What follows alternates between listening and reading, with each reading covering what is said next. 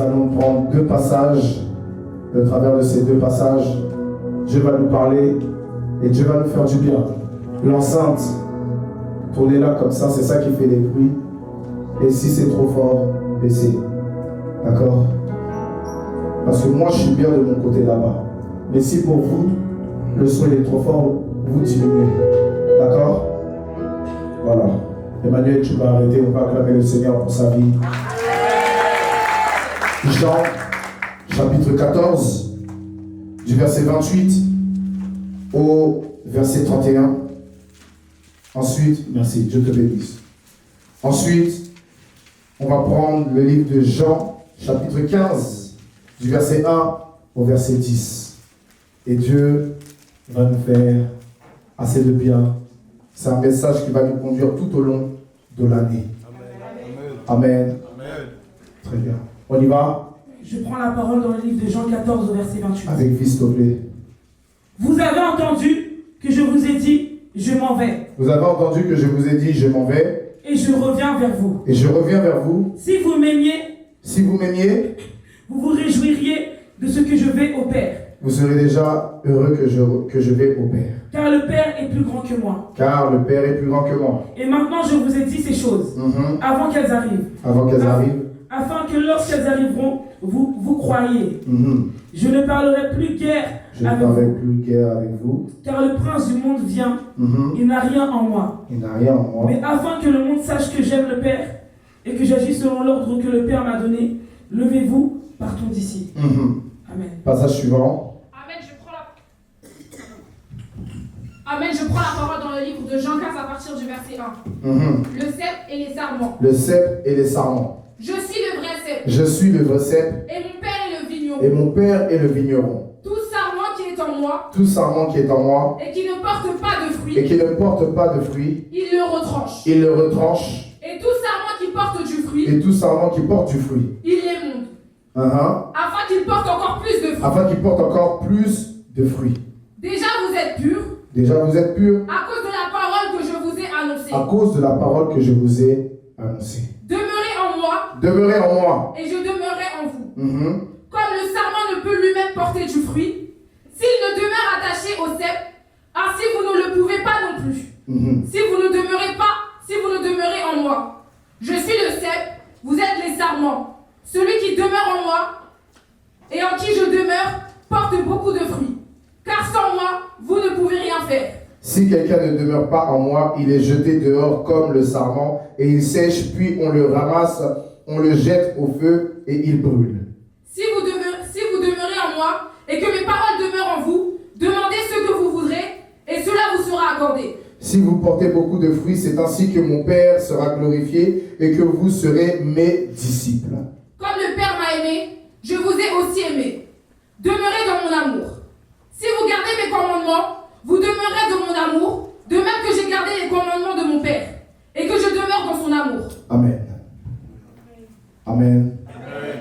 Nous te bénissons, Seigneur. Nous te rendons toute la gloire parce que tu es Dieu. Nous prions que ta parole nous conduise et que, Seigneur, tout soit fait selon toi. C'est pour cela, efface ma personne et ma chair, et permets, Seigneur, mon Dieu, mon roi, que nous puissions te voir à l'œuvre, nous puissions te voir agir puissamment pour la seule gloire de ton nom. Et que cette année soit une année, Seigneur, qui nous donnera de témoigner de ce que tu es grand. Au nom de Jésus. Amen. Amen. Que Dieu vous bénisse. Vous pouvez prendre place. Cette année, c'est une année de récompense. Ça veut dire que même par ta présence, ta manière de faire, ça démontrera qui tu es et ce que tu recevras de la part de Dieu. Car il y a un deuxième point. Et Dieu nous a donné ce passage. Mais il y a un autre point. C'est le troisième point pour réussir cette année. C'est depuis le temps de Jean-Baptiste, le royaume des cieux est forcé. Ce sont les violents qui s'en emparent. Ce qui veut dire que ceux qui seront nonchalants ou qui se diront qu'ils contrôlent, qu'ils gèrent, ce sont ces personnes qui seront mises de côté pour que Dieu puisse mettre les véritables violents. Amen. Il est temps que vous soyez des violents par l'Esprit de Dieu. Amen. Le chapitre 14 nous dit ceci, et c'est ça qui est le verset de l'année. comment dire, vous avez entendu ce que je vous ai dit. Ça veut dire que Dieu est en train d'avertir. Amen. Amen. Il est en train d'avertir, mais en même temps, il conseille et il est en train de, comment dire, de d'édifier. Il est en train de conseiller, il est en train d'exhorter. Amen. Et il nous dit, vous avez entendu quoi, ma fille? Vous avez entendu que je vous ai dit, je m'en vais. Aha. Et je reviens vers vous. Je reviens vers vous. Si vous m'aimiez, vous vous réjouiriez de ce que je vais au Père. Vous voyez, ça veut dire que ici, le Seigneur est en train de parler à ses disciples. Et il leur dit plutôt, vous êtes censés être heureux pour moi. Je vous ai parlé tant de fois. Vous êtes censés être contents quand je vous dis que je m'en vais au Père. Quand on met ça à cette génération présente, le Seigneur est en train de dire que tous les disciples, tous les fils, toutes les filles doivent être heureux lorsque le Père que l'Esprit de Dieu leur a donné va dans un temps de consécration. Pourquoi? Parce que s'il va se consacrer et il va chercher Dieu, logiquement, s'il rentre dans une autre dimension, l'ancienne dimension est pour ceux qui seront derrière lui. La Bible nous fait comprendre que Jésus va mourir et Jésus va ressusciter. Et lorsque Jésus va mourir et ressusciter, il va avoir une discussion avec Pierre, où par 3 fois il va lui dire « m'aimes-tu » et par 3 réponses il va lui dire « paie mes brebis, paie mes agneaux, paie mes brebis ». Et ensuite, en acte 1 au verset 8, il leur dit que lui il s'en va. Donc quand il dit qu'il part et qu'il monte vers le Père, c'est parce qu'il leur a dit au préalable qu'il partait, mais que ces choses arriveraient afin qu'ils puissent croire en lui. Amen. Ce qui veut dire que même les disciples ne croyaient pas tout le temps en Jésus. Amen. Et il y a des personnes ici, ce n'est pas tout le temps qu'elles croient en ce que l'on dit. Amen. Pourquoi? Parce qu'elles sont flagellées par la réalité de la vie. Et le problème, c'est que lorsque la flagellation de la vérité, de la réalité plutôt, vient à se montrer à toi, alors le souci est de savoir qui vas-tu croire. Amen, amen, amen. Vas-tu croire la vie que tu traverses? Dépêche-toi s'il te plaît, tu es en retard. Vas-tu croire la vie que tu traverses? Ou vas-tu croire la parole de Dieu? Parce que quand Dieu te donne une parole, c'est qu'il y a la solution avec. Quand Dieu te donne une discussion avec lui, c'est pour te donner d'être encouragé. Parce que la parole de Dieu, c'est semblable à la prophétie. Elle exhorte, elle édifie, elle encourage. Même dans l'avertissement, il y a toujours la parole d'amour qui accompagne. Regardez par exemple dans le livre de Sophonie, à chaque fois il parle des montagnes qui vont se renverser, etc. Mais après il dit, mais je bâtirai une nouvelle ville, je ferai ceci. Dans le livre de Michée, c'est la même chose. Dans le livre d'Osée, c'est la même chose. Les mêmes paroles reviennent, pourquoi? Parce que Dieu dit qu'il va créer une situation pour éloigner ce qui n'est pas de lui et approcher ce qui est de lui. Et ici, nous voyons Jésus en train de dire quoi? En train de dire qu'il leur a parlé. Mais que ces personnes sont censées être heureuses pour lui. Reprends-nous ce passage.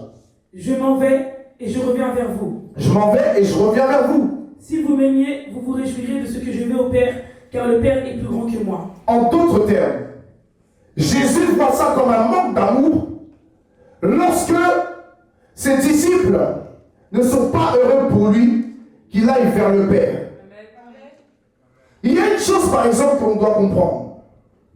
Lorsque par exemple, un père est dans la présence de Dieu, et puis tu l'appelles, ou tu lui envoies un message, il est dans un temps de jeûne et dans un temps de prière, mais tu ne cesses d'appeler ou tu ne cesses d'envoyer des messages.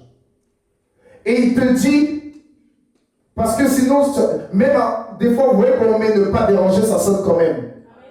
Il te dit, je suis en prière, mais tu veux à tout prix qu'il arrête tout pour toi. Quel est le degré de ton amour? Amen, amen. Parce que ce que tu démontres est purement charnel et il n'y a rien de spirituel. Quand tu fais ça, C'est comme lorsque Pierre a eu à entendre que Jésus devait aller à la croix. La Bible dit, il le prendra de côté pour lui faire des réprimandes. Et lui dira, à Dieu ne plaise, cela ne t'arrivera pas. Sauf que c'est la volonté de Dieu. Donc si tu commences à avoir ce même comportement, sans te rendre compte, tu es en train de montrer que tu peux même être ennemi de la foi. Est-ce que quelqu'un me comprend? Parce que lorsque Moïse est monté pour la première fois au mont Sinaï, alors il était devant la face de Dieu. Mais les disciples qui devaient être à côté de lui sont rentrés dans la rébellion. Et ils se sont détournés de Dieu. Ils se sont détournés de la voie de Moïse. Et ils ont bâti un veau d'or. Ils ont poussé Aaron à bâtir un veau d'or. Ce qui veut dire que parfois, ce n'est même pas de ta faute, mais le fait qu'on te fatigue, à un moment donné, tu finis par céder. Mais je veux te dire qu'on te fatigue pas, tu ne dois pas céder. Tu n'as pas le droit de céder parce que si tu cèdes, ça montre que tu n'es pas mieux que les autres. Est-ce que quelqu'un me comprend? Tu dois arriver au stade où même si c'est compliqué, c'est pas grave. Même si on ne te parle plus, c'est pas grave. Même si on s'énerve contre toi, c'est pas grave. Ce qui est sûr, j'ai fait la volonté de mon Père. Ce qui est sûr, j'ai fait la volonté de mon Dieu. Ce qui est sûr, j'ai fait ce que Dieu m'a demandé. J'ai été dans l'obéissance. Et au travers de cela, tu te dois d'apprendre à te canaliser. Quand c'est comme ça, tu te dois, en tant qu'un bon disciple, de te canaliser. Parce que Pierre avait ce problème aussi, où il n'arrivait pas à se canaliser. Et Pierre était arrivé aussi à un état où il était tellement dans la familiarité avec Jésus, parce que Jésus ne parlait pas beaucoup, Jésus était toujours humble de cœur, Jésus parlait toujours avec tendresse et sagesse, qu'il se permettait de pouvoir lui dire certaines choses. Il y a des disciples qui, à un moment donné, parce que les pères vont rigoler avec eux, les pères vont marcher avec eux, les pères vont manger avec eux, les pères vont dormir avec eux, qui vont se donner un droit de pouvoir dire certaines choses. Sauf que quand ils parlent, le plus grand danger, c'est que le père ne parle pas. Pendant que toi tu es en train de parler, la malédiction est en train d'arriver dans ta vie. Peu importe ce que tu as à dire, j'ai un conseil pour vous en 2026. Ne dites jamais « i » devant le Père, mais allez prier. Quand vous n'arrivez même pas à comprendre quelque chose, allez prier. Vous dites que vous n'avez pas envie de prière, c'est le moment d'en avoir une. Allez prier. Parce que à vous plaindre, vous êtes en train de nourrir la chair. Or, la Bible dit, en Matthieu 26, au verset, je crois, 31 ou 41, que la chair est faible, mais l'esprit est bien disposé. Quand l'esprit est bien disposé, tu n'as pas le temps de te poser de questions. Tu n'as pas le temps de te dire quoi que ce soit. La Bible déclare que, à cause de David, Uri va mourir. Et le prophète Nathan va venir. Le prophète Nathan savait que s'il parlait mal à David, il pouvait mourir. Donc il a pris une image, une caricature, il l'a exposée devant David. Et il lui a fait comprendre que voilà, un roi a pris la femme d'un autre, d'un autre et a fait tuer. Comment tu vois cette chose? Et la Bible fait comprendre que David sera fou de rage. Et il dit qu'un tel homme soit mis à mort. Et voici que le prophète Nathan va dire, vis éternellement. Mais c'est de toi dont il s'agit. L'Éternel a vu ce que tu as fait. David n'a pas cherché à se fâcher. Il n'a pas cherché à dire je ne comprends pas. Parce que la plupart du temps, quand tu dis tu ne comprends pas, c'est parce que le péché est là. Vers la fin, quand on s'assoit et qu'on commence à fouiller, c'est parce que la personne est dans le péché. Parfois, la personne peut dire, moi je ne comprends pas, moi pourquoi on me parle comme ça, pourquoi on me fait ci, sauf que si tu n'ouvres pas les portes du péché, ces choses n'arriveront pas dans ta vie. Amen. En fait, il faut comprendre une chose. Cette année, tu dois être réglo envers toi-même. Et tu dois être réglo envers le Seigneur. La Bible veut que tu puisses te réjouir dans le Seigneur. Mais pourquoi tu es toujours mal à l'aise dans le Seigneur? Qu'est-ce qui fait que tu es mal à l'aise quand tu es dans la présence de Dieu? Qu'est-ce qui fait que tu n'es jamais souriant, tu n'es jamais dans la joie? Qu'est-ce que tu fais dans le secret? La question maintenant est de savoir, est-ce que tu veux toujours rester dans cette position-là? Ou est-ce que tu peux vraiment changer? À un moment donné, je vous le dis toujours, même dans les épreuves, la vie est belle. Même dans les attaques, la vie est belle. Même dans toutes ces choses, la vie est belle. Mais le plus grand péché qu'il y a dans l'église, c'est les murmures. Le problème, c'est les murmures. Même où tu penses que tu n'as pas péché, c'est les murmures. Le prophète Owen, un jour, je ne sais pas si tu te rappelles, à la fin d'un culte, tu étais à la porte ici. Et puis, tu as commencé à vouloir parler parce que je t'avais dit quelque chose. Je t'ai dit, ne rentre pas dans les murmures. Tu m'as dit, donc ça aussi, c'est les murmures. Et puis, tu as rigolé, tu as fait, ah la Esther, je ne savais même pas. Pourquoi? Il suffit, c'est pas selon toi les murmures, c'est selon Dieu. Tu peux être là et puis tu vas dire, non, mais c'est-à-dire. Mais le c'est-à-dire, Dieu n'a pas dit que c'est un dialogue, c'est un monologue. Dieu te parle, tu te tais, puis tu écoutes. Mais à partir du moment où tu veux entamer, tu commences déjà à murmurer. Sur le coup, Dieu ne va rien dire. Mais après ça, les difficultés vont commencer. Peu importe ce que tu vas dire.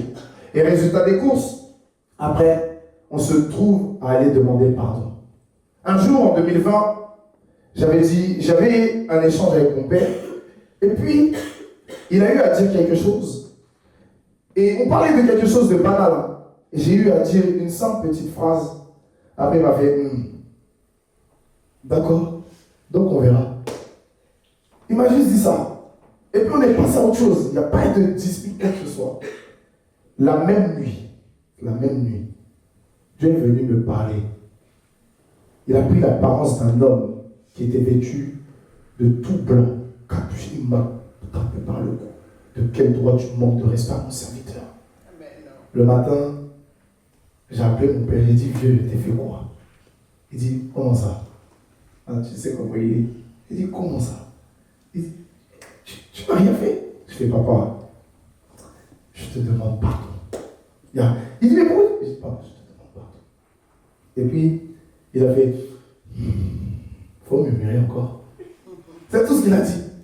Après, il a dit, non, vieux, il n'y a pas de souci.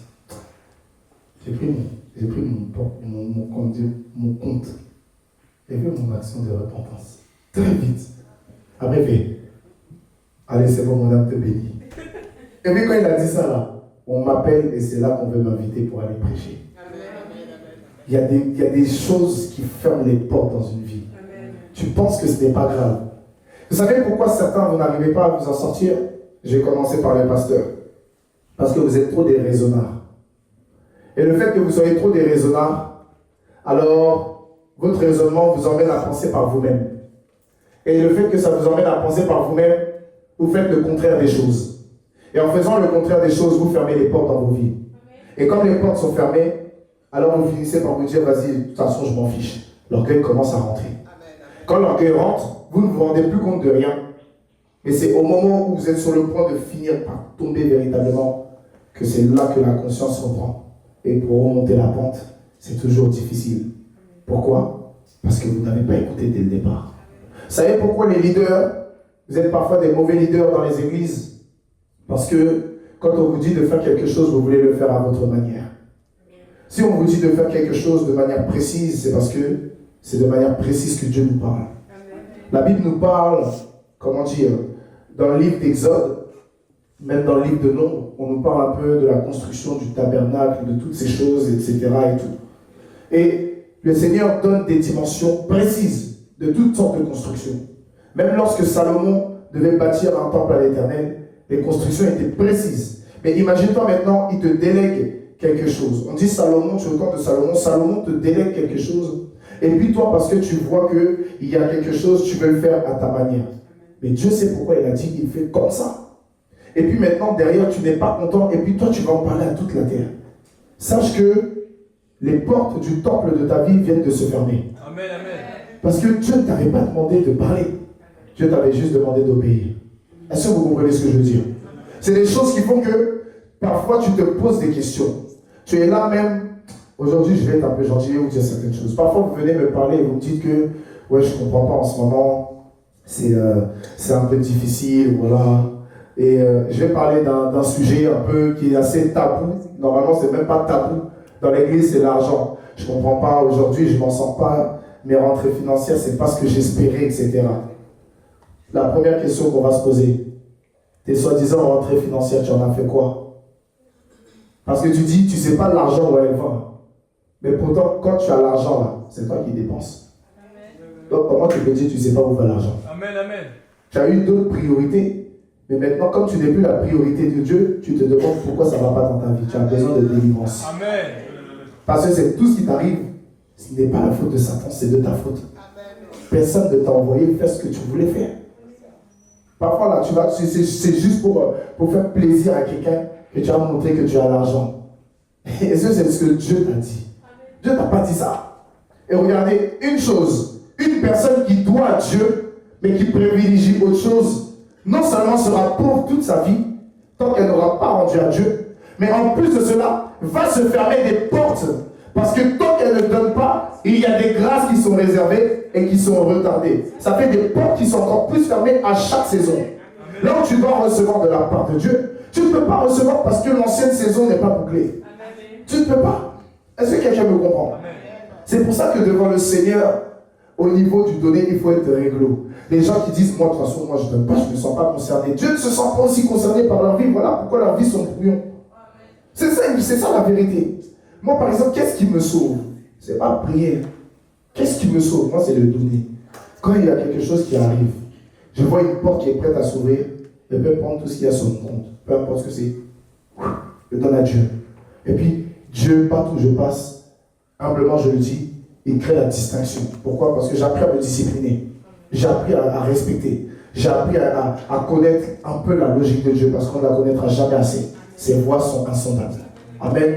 Mais le fait que je fasse ce sacrifice, Dieu va voir. Regardez ce roi devant Josaphat et les autres qui a eu à prendre son fils, à sacrifier son fils unique qui devait être son héritier. Il a pris son sang pour le mettre sur les murs. Qu'est-ce qui s'est passé après? La Bible déclare que le peuple d'Israël fut indigné et rentré. Il est rentré. Pourquoi? Parce que le peuple d'Israël savait que là où il y a un sacrifice en l'honneur de l'Éternel, on ne peut plus rien faire. Là où le diable veut te séduire, normalement, c'est Satan qui doit être à tes pieds. C'est pas toi qui dois être à tes pieds. Mais toutes les fois où tu vas mettre d'abord toi, ta personne.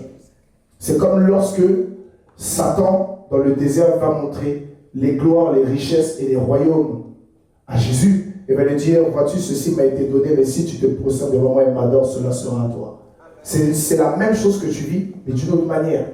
Et comme maintenant tu attends que Dieu fasse pour toi, et bien Dieu ne peut pas, parce que Jésus va dire à Satan, retire-toi, car il est écrit, tu te prosterneras que devant l'Éternel seul et tu l'adoreras. C'est lui seul que tu adoreras. Ce qui veut dire que lorsque, premièrement, tu mets ta personne, ou tu mets d'autres personnes, même la chose la plus bête, vous savez c'est quoi? Toi, tu dois à Dieu, mais tu es prêt à aider les autres. Tu joues à quoi? Amen, amen. Toi, ça veut dire que toi, tu n'as pas pitié de ta vie. Hein. Tu n'as pas pitié de toi. C'est toi, tu es bon samaritain. Tu n'es plus disciple, tu es bon samaritain. Tu n'as plus pitié de toi. Ça veut dire que, au lieu de regarder à toi, tu as même une liste dans tes notes de tout ce que tu dois à Dieu.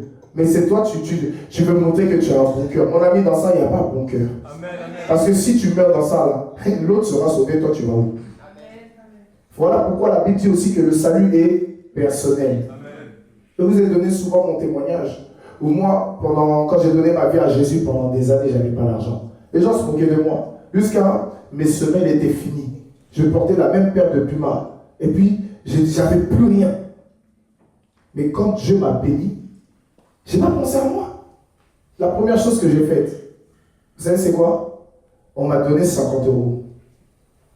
J'ai pris les 50 €, j'ai dit c'est ma dîme. Et vous savez qui m'avait donné ça? C'était mon pasteur. Papa Tano, c'est lui qui m'avait donné ça. J'ai dit c'est ma dîme. Il dit mais c'est pour toi, il faut t'acheter quelque chose. Je regarde, il dit c'est ma dîme. Parce que pendant que lui il me donne 50 €, moi je vois 500 €. Il dit c'est ma dîme. Le problème c'est que vous ne savez pas faire de l'argent par l'esprit. Vous êtes des radins, c'est pour ça que vos vies sont pauvres. Réfléchissez. Vous avez Christ en vous, mais vous êtes pauvre. Comment vous pouvez être pauvre? Pourtant Dieu permet que vous puissiez avoir des salaires qui puissent vous stabiliser. Comment vous faites pour ne pas réussir à dupliquer cela? Amen. J'avais 50 €. Il dit c'est 500 €. Et pendant chaque mois, quand je recevais quelque chose, j'ai dit moi, ce que je reçois là, je suis désolé, je ne donne pas pour moi, je donne à Dieu. Tant que je ne reçois pas quelque chose de fixe, je continue de donner à Dieu, ce sera toujours ma dîme. On me donnait des 100 euros, 150 euros, 200 euros, 300 euros, 500 euros. J'ai dit systématique parce que je ne recevais pas ce que moi je voulais sur mon compte. On me le donnait en main propre. Donc, ça ne m'intéresse pas. Ça veut dire que ce n'est pas pour moi parce que j'ai donné ma parole à Dieu. Peu importe la somme, j'ai respecté ça et je donnais à Dieu. Amen, amen. Jusqu'au jour où j'ai eu 26 ans.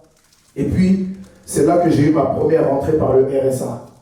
Et c'est là, par le RSA, que Dieu me dit de faire une alliance, non pour moi, mais pour tous les membres de ma famille. Et dit à Dieu, Seigneur, moi j'ai respecté mon contrat, mais laisse-moi un peu respirer. J'étais assis là sur ma chaise, c'est comme s'il y avait des pointes. Tu vois les pointes de lance là. C'est comme ça rentrait comme ça dans mon corps. Et je me suis levé. Et puis je suis allé devant la maman pasteur parce qu'elle était en train de dire que Dieu dit à la rentrée, il faut poser des alliances et tout. Et moi elle me dit, tu veux faire une alliance? Je fais oui, mais voilà, moi Dieu m'a dit quand j'étais assis que cette alliance elle n'est pas pour moi. Elle est pour les membres de ma famille. Et puis elle dit, non, je parle de ceux qui veulent faire des alliances pour eux. Et après, le pasteur arrive, il dit, écoute, Dieu m'a dit que les alliances qu'ils vont faire, ce n'est pas pour eux seulement, c'est pour les membres de la famille. Et elle m'a regardé, elle m'a fait, waouh, tu as le discernement, Dieu te parle. Elle n'a pas regardé, oui, parce qu'elle était sur la chair, elle a dit, ouais, continue comme ça. Tu vas voir combien de fois Dieu va t'utiliser. Ça n'a pas manqué, Raïssa, dès que j'ai eu, automatiquement j'ai donné. Un mois après, mon frère a signé pro. Amen. Un mois après, tout le monde dans ma famille a commencé à avoir le permis. Amen. Un mois après, voilà que, comment dire, la situation familiale commence à changer. Du côté maternel comme du côté paternel, les choses commencent à se stabiliser. Amen. Mais pourquoi? Il a fallu une seule obéissance. Amen. C'est pour ça que quand vous ne donnez pas à Dieu, vous êtes en train aussi de fermer les portes dans la vie des membres de vos familles. Amen. Il y a des situations que Dieu ne va pas régler premièrement dans vos vies. Il va régler d'abord dans la vie des membres de vos familles. Il y a des choses que Dieu veut faire. Mais le problème, c'est le manque d'obéissance. Vous devez comprendre ça. Quand je suis dans l'obéissance, Dieu commence à agir pour moi. Mais quand je marche dans la désobéissance, généralement, regardez, quand vous désobéissez à Dieu, vous ne voyez pas qu'il y a des problèmes dans la famille. C'est comme Jonas, on lui dit d'aller à Ninive. Il va à Tarsis. À cause de lui, des gens risquent la mort. Vous ne voyez pas que d'un coup, dans vos maisons, il peut y avoir des personnes qui tombent gravement malades, comme ça, on ne sait pas pourquoi. Vous allez apprendre qu'il y a un cousin à vous qui a eu à faire un accident. Vous allez apprendre qu'il y a quelqu'un, peu de temps après, qui meurt, etc. Mais vers la fin, là, vous avez mal, mais il y a ce petit truc qui te fait comprendre que c'est parce que c'est toi. Il y a ce petit truc qui te fait comprendre que c'est parce que tu n'as pas obéi à Dieu. Et tu vas voir que vers la fin, là, il y a un esprit qui s'installe. C'est subtil, hein, mais c'est l'esprit de culpabilité. Tu vas faire comme si tout va bien devant tout le monde. Alors que vers la fin, tu sais que c'est ta faute. Hein. Quand tu es seul, tu es mal, mais même dans ce mal, tu essaies de te faire croire que non, tout va bien. C'est de l'orgueil. Quand c'est comme ça, va au pied du Père. Demande simplement pardon. La repentance est la clé pour une nouvelle connexion avec Dieu. La repentance ne sera jamais une punition. Parce que si c'était une punition, on serait tous allés en enfer. Aujourd'hui, là, il n'y aurait pas quelqu'un qui serait vivant. On serait tous allés en enfer. Vous comprenez ça? C'est pour vous dire que, à un moment donné, vous devez apprendre à mettre Dieu au-devant de tout. Si vous voulez véritablement, écoutez-moi, moi je ne vous appelle plus chrétien, je vous appelle disciple. Parce qu'on a vu dimanche dernier que le chrétien, c'est celui qui fait ce qu'il veut. Mais le disciple, c'est celui qui marche selon Dieu. Donc, à partir d'aujourd'hui, je vous condamne à être des disciples pour être bénis. Et regardez une chose, s'il vous plaît. Lorsque on est disciple de Dieu, alors on accepte ce qui fait mal. Parce que Dieu ne prendra pas ce qui te fait pas mal. Dieu va toucher là où ça fait mal.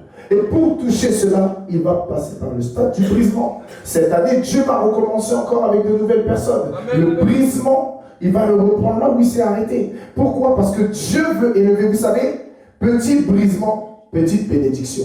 Grand brisement, grande bénédiction. En fait, il faille que tu puisses accepter de faire face à ce que Dieu te réserve. L'adversité sera là, mais tu dois être comme sa tête haute. Tu dois regarder devant ce qui se passe. Peu importe, parce que ce qui ne te tue pas te rend plus fort. C'est un slogan qui est dit dans le monde. Mais nous, la Bible nous dit que Christ en nous l'espérance de la gloire. Si nous voulons véritablement voir cela, nous devons faire face à ce que nous traversons. Et ici, les disciples ne comprenaient pas ces choses-là. Parce que par de multiples situations, les disciples ne comprenaient pas ce que Dieu faisait au travers de Jésus. Parce qu'ils ne croyaient pas en lui. Et le fait de ne pas croire en lui démontrait un manque d'amour. Ils pouvaient réaliser que c'était le Messie, mais ce n'est pas pour autant parce que c'est le Messie que je vais croire en lui. Tant que je ne vois pas, je ne crois pas. Celui qui a été le plus honnête vers la fin, c'est celui qu'on dit qui est le plus incrédule. C'est Thomas. Thomas ne s'est pas caché en disant qu'il ne croit pas. Mais les autres essayaient d'avoir bonne mine devant le Seigneur, mais ne croyaient pas pour autant. Celui qui parlait, c'était Pierre. Pierre avait une expérience, mais malgré l'expérience, il ne croyait pas pour autant. Parce que même Jésus, quand il lui a dit, après que le coq ait chanté 2 fois, par 3 fois tu m'auras renié, il n'y croyait pas. Pourtant, il l'a renié. Et la Bible dit qu'il pleura amèrement. Pourquoi? Parce qu'il a compris que ce que Jésus lui avait dit, c'était la vérité. Regarde toutes ces années où tu as donné ta vie à Jésus. À chaque fois que ton père spirituel t'a parlé, tu n'as pas écouté. Parfois, tu n'as pas fini par pleurer. Amen, amen. Est-ce que vous comprenez ce que je veux dire?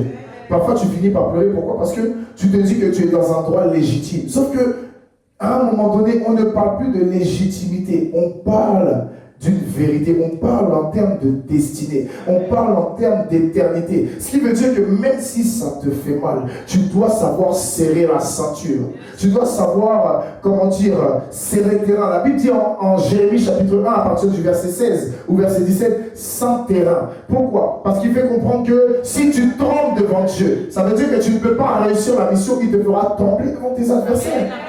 Dieu veut que tu deviennes quelqu'un de meilleur. Aujourd'hui, ne pensez pas que peut-être tout à l'heure Dieu va faire ce qu'il veut. Mais là, Dieu veut que je puisse vous parler pour qu'on pose les fondements de 2026.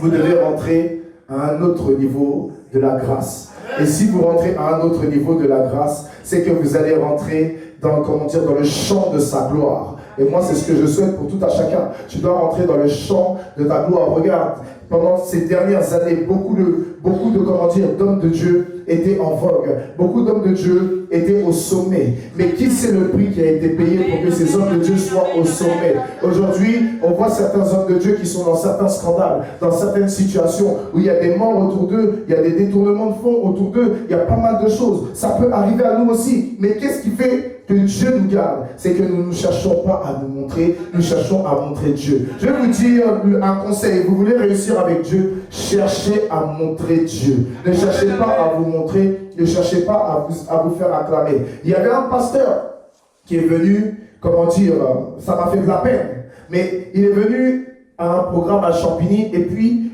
il avait démontré un certain aspect de lui. Mais un ou 2 mois après, il était dans un scandale qui était X. Et ça fait qu'on l'a défait de toutes ses fonctions. Mais pourquoi? Il ne faut pas montrer sa personne. Vous savez, Dieu est la personne qui, lorsqu'il voit que tu te montres au lieu de le montrer, il va te défaire de toutes tes fonctions. C'est pour ça, je veux parler à tous mes fils, pasteurs, et toutes mes filles. Ne cherchez pas à plaire à quelqu'un. Arrêtez de vouloir plaire à quelqu'un. Et même si vous aimez quelqu'un, cette personne n'est pas Dieu. Arrêtez vos bêtises de mettre une personne avant le Dieu qui vous a appelé. Sinon, Dieu peut vous ôter le souffle de vie. Arrêtez ça. Est-ce que quelqu'un me comprend? Parce que pourquoi cet homme va occuper la terre inutilement? Dieu t'appelle justement pas pour mettre une personne, mais pour que les personnes soient mises au devant de lui. De quel droit tu vas prendre une personne et tu vas la mettre au devant de toi? Tu vas tout faire pour elle, mais tu peux mettre Dieu de côté. Mais imagine-toi maintenant du jour au lendemain, la même personne à cause de toi elle meurt. Tu fais comment? À cause de toi, la même personne, elle tombe gravement malade. Elle a un grand accident, coma. Tu fais comment? Ou pire encore, à cause de toi, tu perds la vie. Imagine-toi. C'est pour ça que Dieu doit être le premier. Tu aimeras l'Éternel, ton Dieu, de tout ton cœur. De toute quoi? De toute ta pensée. Et de toute quoi? Ta force. Pourquoi? Parce que ta force, la tienne, là, elle est caduque. Mais celle qui est en Christ, c'est la véritable. Voilà pourquoi il dit, c'est dans le calme et la confiance que se trouve ma force. C'est Dieu qui parle. Quelqu'un qui est trop paniqué va agir par lui-même. Quelqu'un qui est trop paniqué va vouloir plaire à tout le monde. Quelqu'un qui n'a aucune confiance en lui ou confiance en elle, va constamment chercher à plaire aux autres. Amen, amen, amen. Moi, je suis désolé, mais tu dois arriver à un stade où tu plais à quelqu'un, tu ne plais pas, tu t'en fous tant que tu plais à Dieu. Moi, je suis arrivé à un stade, au jour d'aujourd'hui, Dieu est mon témoin, j'ai pas d'amis. Et tu fais bien. J'ai pas d'amis. Pourquoi? Parce que je peux avoir des amis, mais les amis vont m'égarer de Dieu. Je peux avoir des amis, mais les amis vont m'aveugler. Je peux avoir des amis, mais les amis vont me critiquer. Je peux avoir des amis, mais quand j'ai un problème, les amis vont venir me parler, mais par derrière, ils vont parler de moi ensemble. Je n'ai pas d'amis. Soit j'ai des frères, soit j'ai personne. C'est mieux comme ça. Aujourd'hui, si je marche avec quelqu'un, c'est qu'on est ensemble. Les personnes avec qui je marche comme homme de Dieu, vous les connaissez. Il n'y a rien qui est caché. Et encore, on ne marche même pas ensemble. On parle ensemble. Et quand on s'appelle, on s'édifie. Quand on s'appelle, comment dire, s'il y a une vérité à se dire, on se la dit et puis il n'y a rien. Amen. Mais tout dans l'amour du Seigneur. Il n'y a aucune rivalité. Il n'y a pas toutes ces choses. Il n'y a pas de oui. Ah, mais non, j'ai compris. Et puis par derrière, je vais parler de lui. Non, on se dit les choses telles qu'elles sont.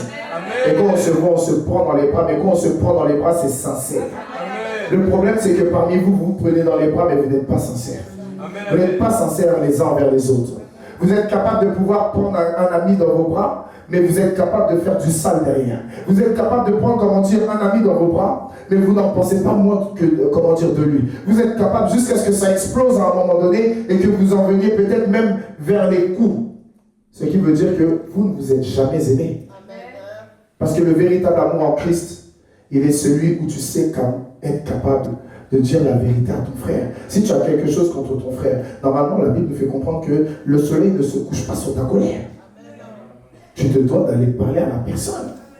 Ce que tu m'as fait, franchement, ça m'a gêné. Il y a des manières de dire qui peuvent faire que le cœur de l'autre en face peut s'incliner. La Bible déclare qu'il est celui qui incline le cœur des rois.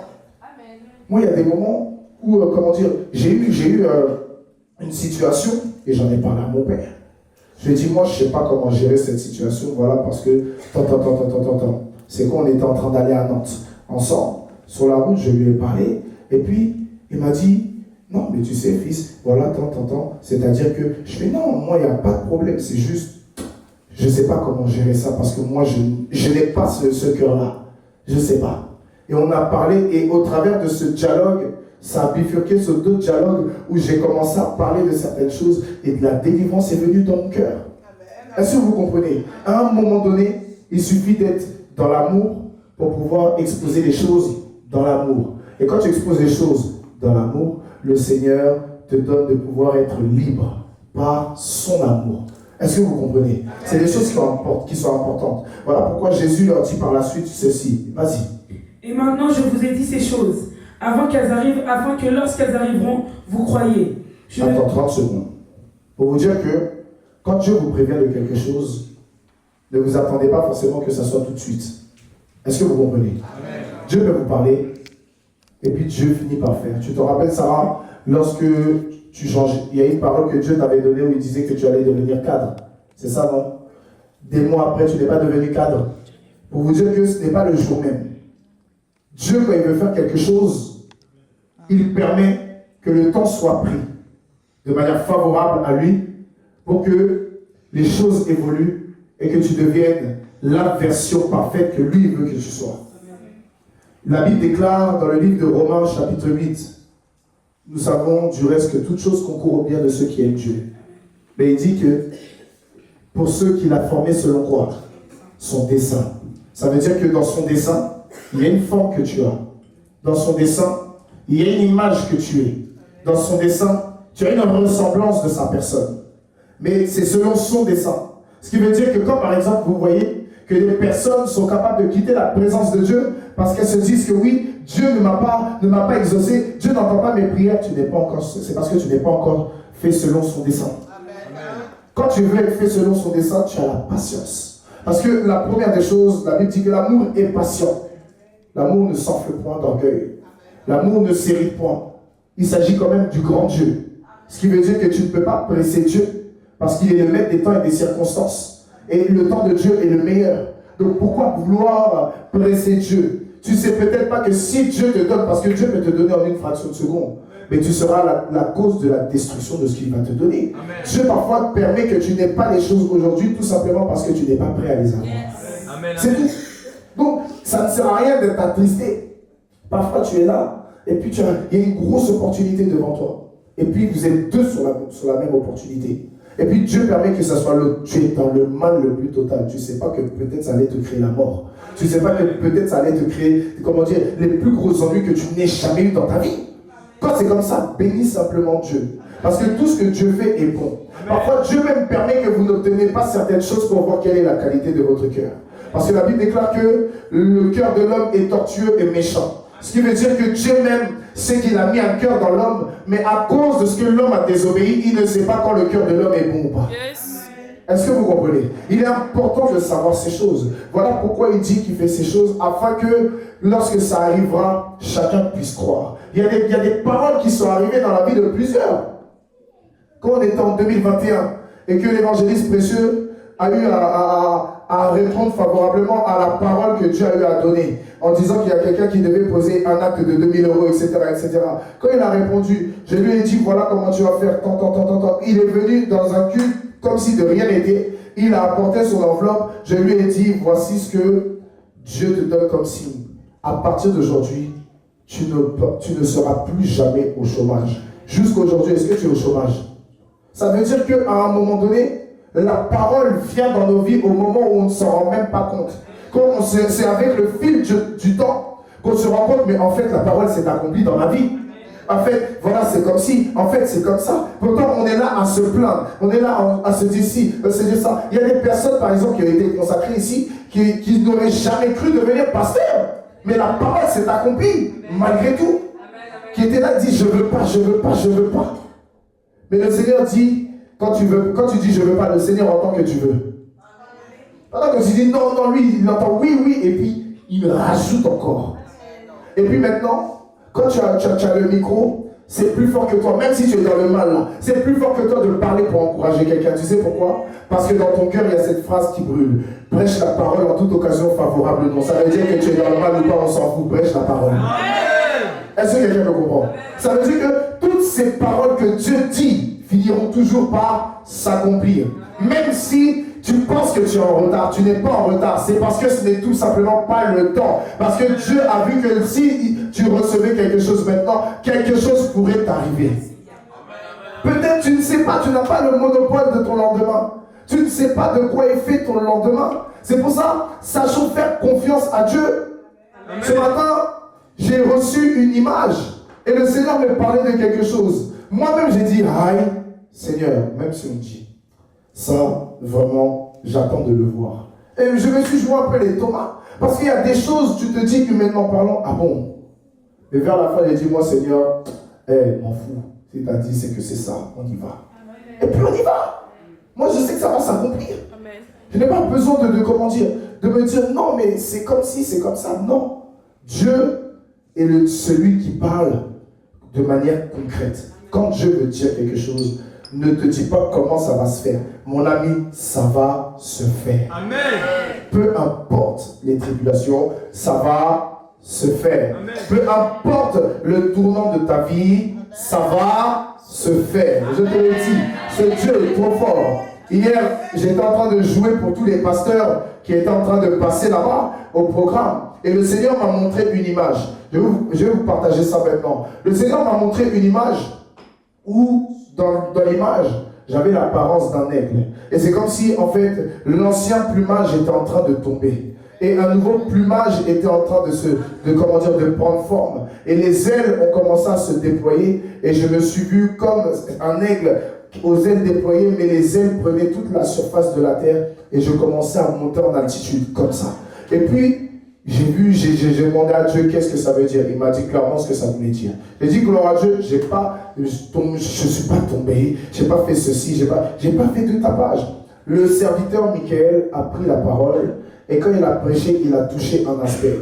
Mais après, à la fin du programme, il est venu me saluer, on a parlé et tout, on s'est salué et il m'a donné la parole. Il m'a dit, quand tu joues au piano, je vous dis que cette partie parce que l'autre, bon, c'est assez personnel. Mais il m'a dit, quand tu étais au piano, je t'ai vu, tu avais l'apparence d'un aigle. Et l'ancien plumage était en train de tomber. J'ai compris que Dieu était en train de confirmer ce qu'il était en train de me montrer. Ça veut dire que peu importe, il faut faire confiance à Dieu. Il m'a dit exactement la même parole. Le soir, vers les coups de 1h, 2h du matin, j'étais enfermé dans mon dressing pendant que les enfants étaient au salon en train de parler entre eux. Et mon père me parle et il me dit plein de choses. Et à la fin, mon fils monsieur, il se met à prier pour moi. Et dans la prière, il dit, je déclare que tu sois semblable à un aigle dont le plumage change et que l'apparence devienne nouvelle et que les ailes se déploient. J'ai dit, quand il a dit ça, il m'a dit Amen. J'ai dit, waouh, là c'est trop. Il dit là, même si on dit que Dieu parle, mais par 3 fois, Dieu parle. Ça veut dire que Dieu parle comme un père. Dieu parle en tant qu'un fils et Dieu parle par son esprit. Et regardez comment Dieu a parlé au nom du Père, du Fils et du Saint-Esprit. Mon père a fini par me parler.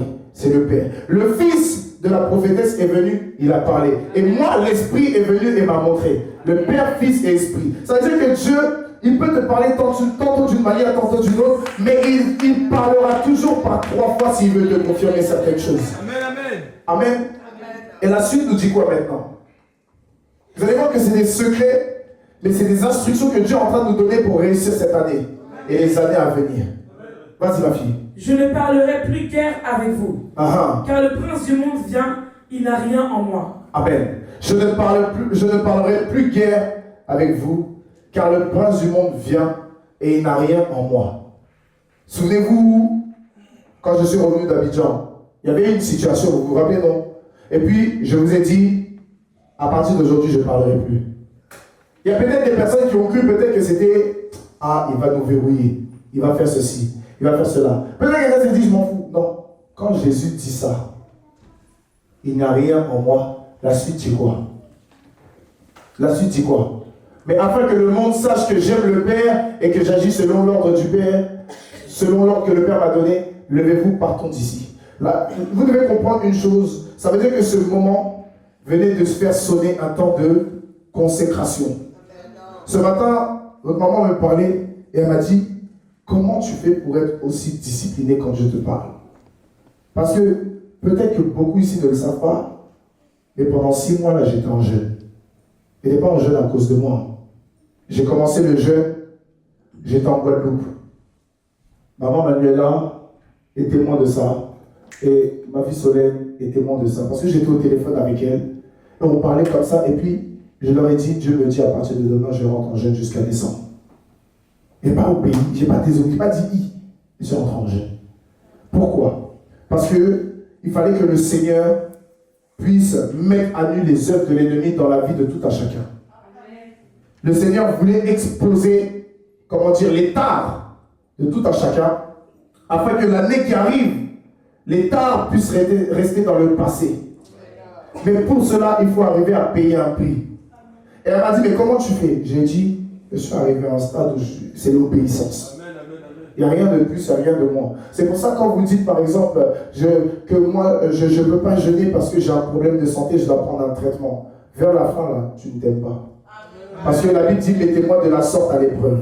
Si tu veux vraiment voir la gloire de Dieu, il faut à un moment donné mettre Dieu à l'épreuve. Parce que traitement là, tu ne vas pas mourir. C'est juste une excuse vers la fin. Tu ne vas pas mourir. C'est toi qui n'as juste pas envie. Il faut manger. Bon appétit. Et puis tu manges supplément à locaux pour moi. Ce qui est sûr, moi je ne mange pas. Et puis moi je verrai Dieu. Amen. Parce que quand Dieu te dit de rentrer en temps de jeûne là, peu importe la qualité de ta santé, mais Dieu s'en fout. Il ne tient pas compte de ta santé. S'il te dit rentre dans un temps de 3 jours secs, tu sais la condition de ton cœur, tu sais la condition de ta santé, tu sais ton corps ce qu'il peut supporter. Mais Dieu te parle. L'obéissance vaut mieux que les sacrifices. Peut-être qu'après 3 jours, tu n'auras plus jamais de problème de santé. Mais peut-être que par ta désobéissance, tu es en train d'ajouter 3 années de problèmes. Qui sait? Ça veut dire qu'à un moment donné, quand Dieu parle, il faut obéir.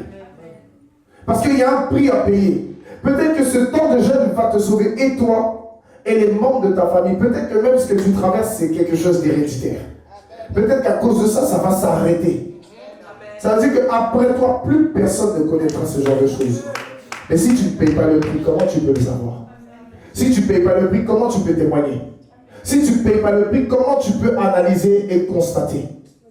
Parce que pour pouvoir voir les choses, il faut être dedans. C'est après ça que tu vois la main de Dieu. Et ici, il dit quoi? Je ne parlerai plus, remettez-moi avant, je ne parlerai plus guère avec vous, car le prince du monde vient. Ce qui veut dire que ce qui va se passer à partir de maintenant, ce n'est plus à votre niveau. Ça, ce combat qui arrive, ce n'est plus à votre niveau. Regardez vers la fin de l'année combien de fois plusieurs ont pété les plombs.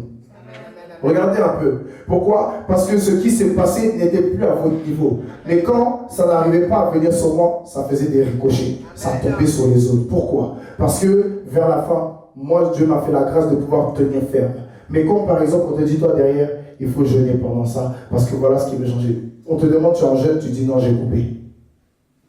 Et après, derrière, tu ne sais pas qu'il y a un prix qui est payé.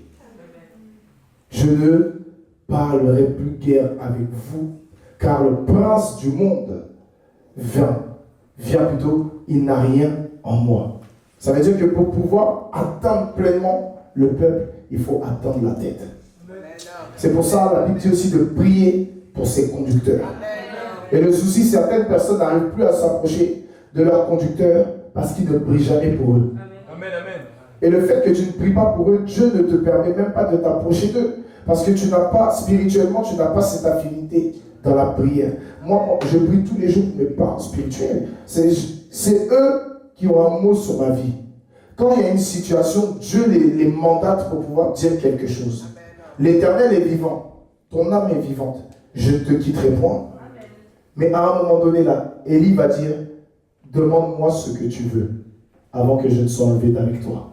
Ce qui veut dire qu'il y a un jour où quand tu vas demander, la parole va s'accomplir. Pourquoi? Parce que loyauté, intégrité, fidélité. Et c'est ce que Dieu nous demande. Nous devons marcher dans l'intégrité, dans la loyauté et la fidélité pour que des choses commencent à s'accroître dans nos vies. Nous attendons de voir des choses. Nous vivons la grandeur dans le monde, de ce jour, dans la vie quotidienne, mais avec l'esprit, la grandeur est limitée et on se pose des questions. Il faut commencer à marcher dans la loyauté envers l'Esprit de Dieu. Amen. Il faut commencer à marcher dans la loyauté envers la parole de Dieu. La parole de Dieu t'emmènera à découvrir des aspects. La parole de Dieu t'emmènera à vivre de grandes choses. La parole de Dieu t'emmènera à voir la révélation cachée des Écritures. Et la révélation cachée des Écritures, elle est tellement grande que sur un passage, il peut y avoir des milliards de révélations cachées. Pourquoi? Parce que la Bible déclare « Et ma parole est esprit et vie ». Ce qui veut dire que Dieu est capable de te montrer des choses que quand tu es prêt pour lui. C'est pour ça que ici il dit « Je ne parlerai plus avec vous, je ne parlerai plus guère avec vous, car le prince de ce monde vient. Il n'a rien en moi. » Et après la Bible dit quoi?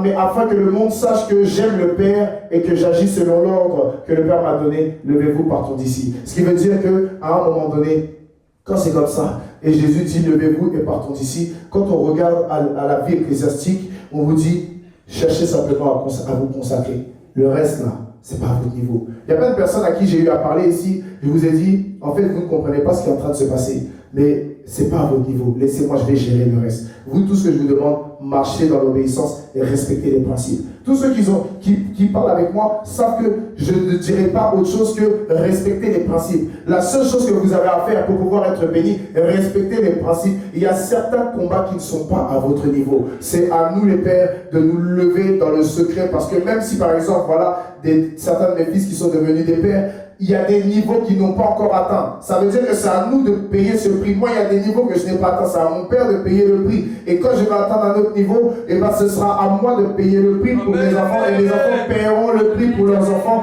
de ce que moi, j'ai déjà payé le prix. Et ils réussiront plus facilement parce que le prix a déjà été payé. Voilà pourquoi pour l'humanité, aujourd'hui, beaucoup se jouent les dangereux. Parce que le prix a été payé. C'est parce que Jésus est parti à la croix. C'est parce que Jésus a payé le prix à la croix de sa propre vie qu'aujourd'hui certaines personnes se disent « J'ai encore le temps pour venir dans la présence de Dieu ».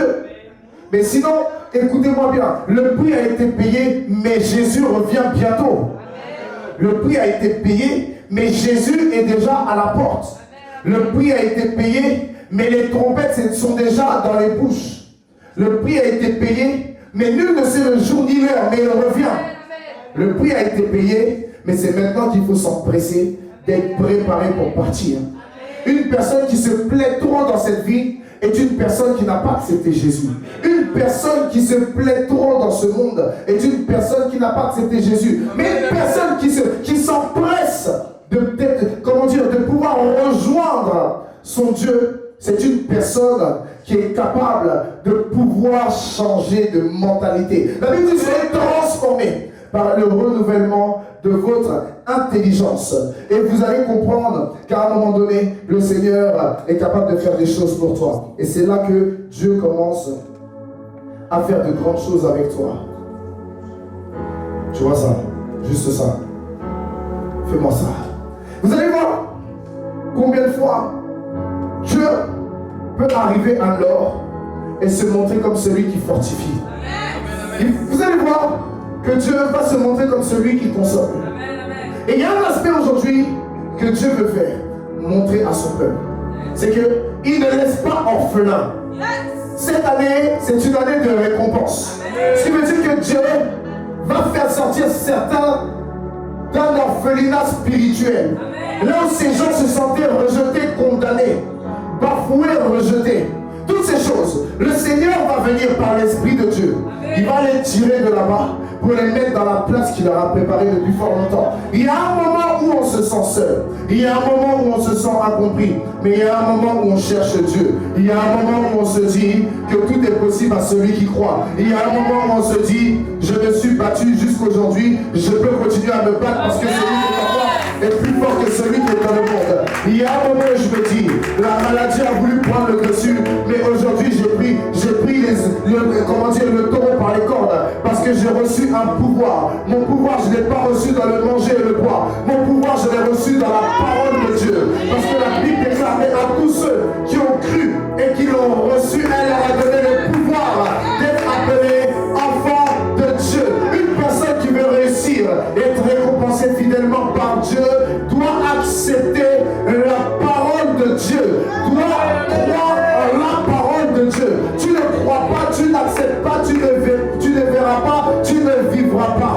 Et le Seigneur est prêt aujourd'hui à faire montrer son Esprit Saint à quiconque veut véritablement le recevoir, le découvrir. Et la Bible nous dit quoi dans ton passage à toi? Je suis le vrai cep. Je suis le vrai cep. Et mon père est le vigneron. Et mon père est le vigneron. Tout sarment qui est en moi. Attends. Je suis le vrai cep et mon père est le vigneron. Ce qui veut dire qu'en fait, lorsque Naboth est mort pour une cause juste. Parce que la Bible déclare que Akab voulait les vignes, la vigne de Naboth. Mais Naboth a eu à dire que l'Éternel m'en garde de faire quoi? De céder l'héritage de mes pères. Mais voici Jésus dit quoi? Je suis le vrai cep et mon père est le vigneron. Ça veut dire que Naboth, ce qu'il a reçu, était un héritage. Et si c'est un héritage, on ne peut pas le partager s'il n'y a qu'à toi. Tu peux juste le donner en testament dans la vie de ta progéniture, de ta descendance. Ou si tu en as envie, tu le partages à quelqu'un. C'est comme un gars qui est mort, il a laissé tout son héritage à un chat. Tu peux faire ce que tu veux vers la fin, mais quand tu es réglo et logique dans ta tête, ou plutôt réglé, tu ne peux pas céder ton héritage à n'importe qui. Et ton plus grand héritage, c'est Jésus-Christ de Nazareth. Tu ne peux pas céder Jésus-Christ à cause d'une partie de Jean Valère. Tu ne peux pas céder Jésus-Christ à cause d'un trafic d'argent. 2026, tu dois être une personne qui regarde à la croix. Et quand je regarde à la croix, Jésus est monté sur une montagne. Et la Bible dit, et mon serviteur s'élèvera haut et très haut. Je regarde à cette montagne. Plus je regarde vers le haut, plus je monte vers le haut. Ce qui fait que ma pensée ne peut plus être celle d'en bas. Je ne regarde plus à ce qui se passe en bas parce que je m'affectionne à ce qui est en haut. Affectionnez-vous aux choses d'en haut et non celles d'en bas. Car ma vie est cachée avec Christ en Dieu. Plus je regarde à Jésus et plus ma vie est cachée en lui. Je dois faire confiance à celui qui m'a aimé le premier. Mais je ne dois pas regarder ce qui m'entoure. Parce que si je regarde et que je me laisse avoir par ce qui m'entoure, je vais finir par être bouffé tout cru. Est-ce que quelqu'un me comprend? Et qu'est-ce que dit la suite? Tout serment qui est en moi. Parle plus fort. Tout serment qui est en moi. Tout serment qui est en moi. Et qui ne porte pas de fruits. Et qui ne porte pas de fruits. Il le retranche. Il le retranche. Et tout serment qui porte du fruit. Et tout serment qui porte du fruit. Il l'émonde. Il l'émonde. Afin qu'il porte encore plus de fruits. Afin qu'il porte encore plus de fruits. En d'autres termes, le cep, c'est Jésus. Les serments, c'est le corps du Christ. Et dedans, Dieu parle d'abord des serviteurs de Dieu, parce que la Bible déclare en Jacques chapitre 3 verset 1: ne soyez pas nombreux à enseigner, car vous le savez, vous serez jugés plus sévèrement. Ce qui veut dire qu'à un moment, si tu commences à délaisser Dieu pour quelque chose qui est propre à toi-même, le Seigneur te voit comme un serment inutile. Et il te donne d'être rompu. Et on sait qu'une branche, lorsqu'elle est coupée, elle sèche. Ce qui veut dire que là où beaucoup d'hommes de Dieu se font tromper, lorsqu'ils se déconnectent de leur source, alors ils marchent encore dans la grâce. Parce que c'est semblable à un ventilateur. Mais le problème, quand le ventilateur est débranché, les ailerons continuent de tourner, mais elles ralentissent jusqu'au jour où elles ne tournent plus. Et c'est ce jour-là que malheureusement beaucoup se rendent compte qu'ils ont tout perdu, qu'elles ont tout perdu. C'est vraiment des personnes, on leur laisse l'opportunité de changer.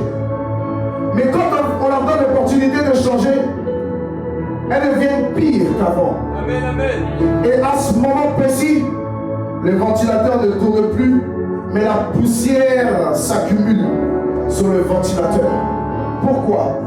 Parce que cette personne a été rompue. Est-ce que quelqu'un me comprend? Vous devez arriver à un stade où je suis toujours rattaché au cep. Aujourd'hui, à EMS, Dieu a établi quelqu'un comme un cep. Et voici que tous ceux qui sont autour sont semblables à des serments. Amen. Et s'ils sont semblables à des serments, alors on se rend compte d'une chose.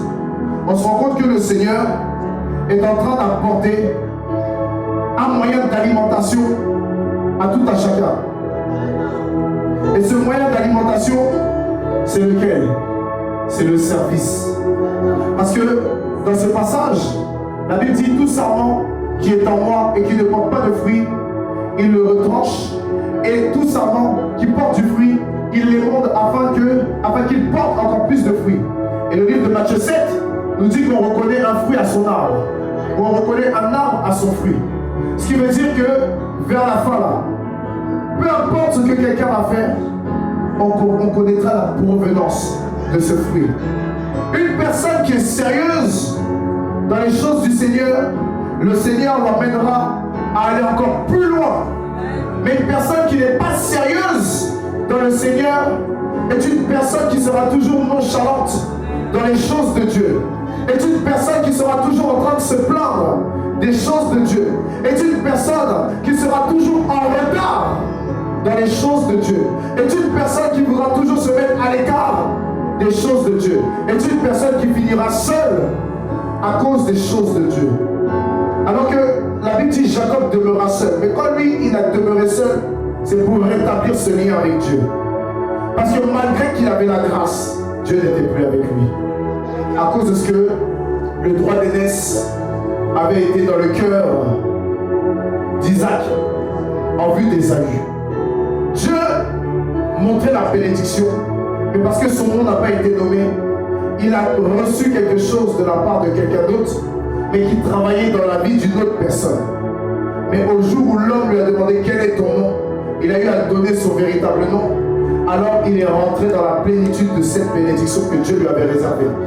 Il fallait qu'il retourne à la source, la présence de Dieu, pour qu'il puisse avoir la même faculté.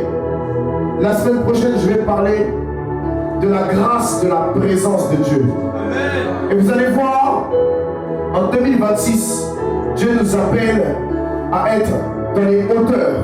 Et si nous sommes dans les hauteurs, ça veut dire qu'il y a encore des positions en bas de nous. Et vous allez voir ça la semaine prochaine.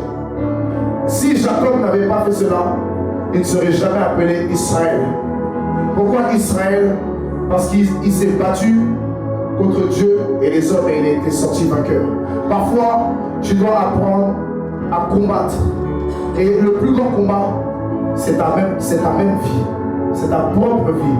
C'est tes pensées, c'est ton cœur, c'est tes agissements, c'est tes comportements, c'est les paroles.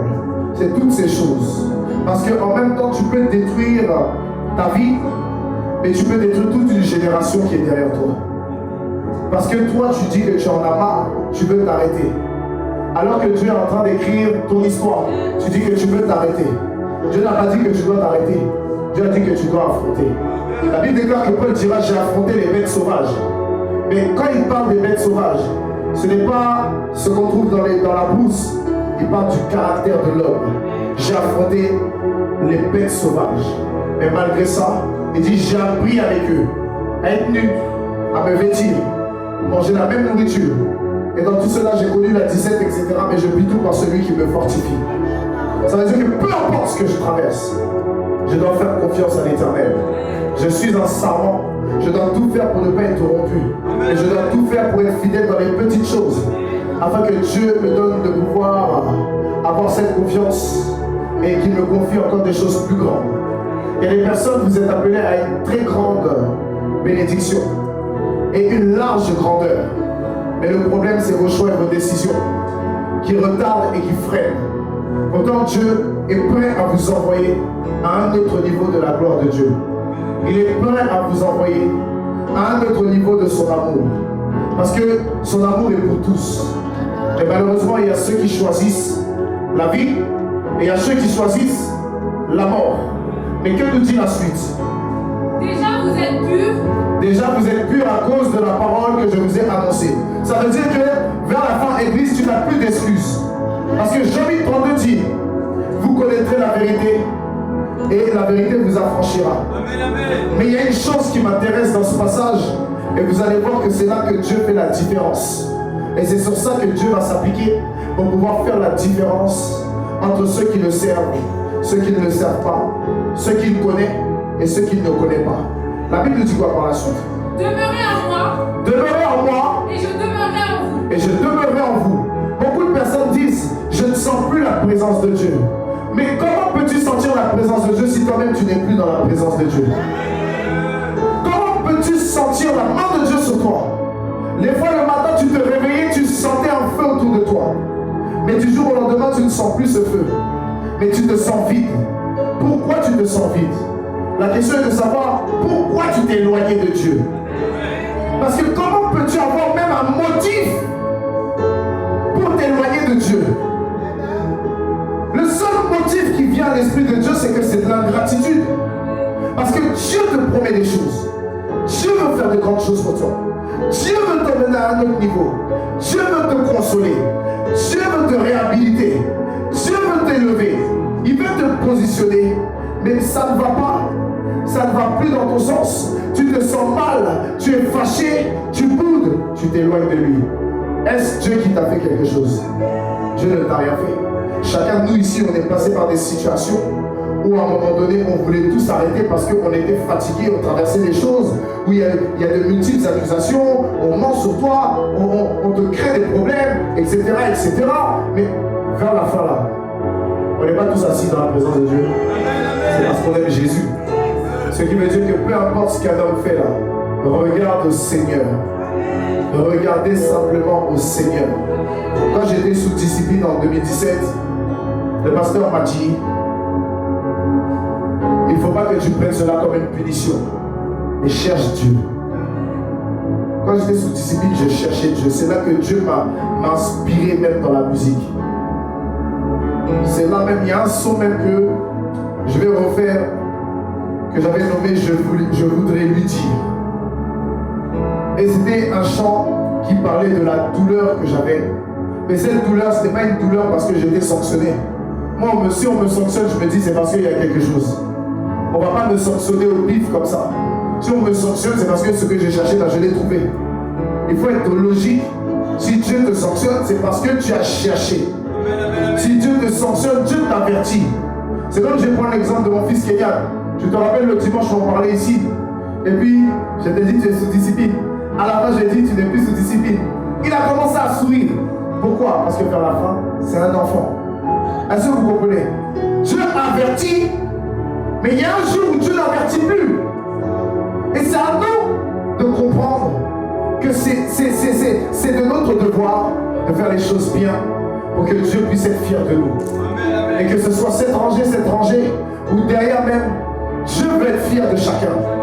Dieu va emmener les anges à se réjouir à cause de toi. Mais c'est à toi maintenant de prendre le taureau par les cornes et de dire cette année, elle ne sera pas comme les précédentes. Cette année, cet esclave qui est sur, qui est sur mon cheval va dégager de mon cheval et moi je remonte sur ce cheval parce que je dois revenir aux côtés de mon Père. Je dois revenir aux côtés de celui qui m'a créé. Je dois revenir aux côtés de celui qui m'a aimé. C'est lui qui détient ma destinée. Ce n'est pas quelqu'un qui détient ma destinée. À vrai dire, je vais vous dire quelque chose.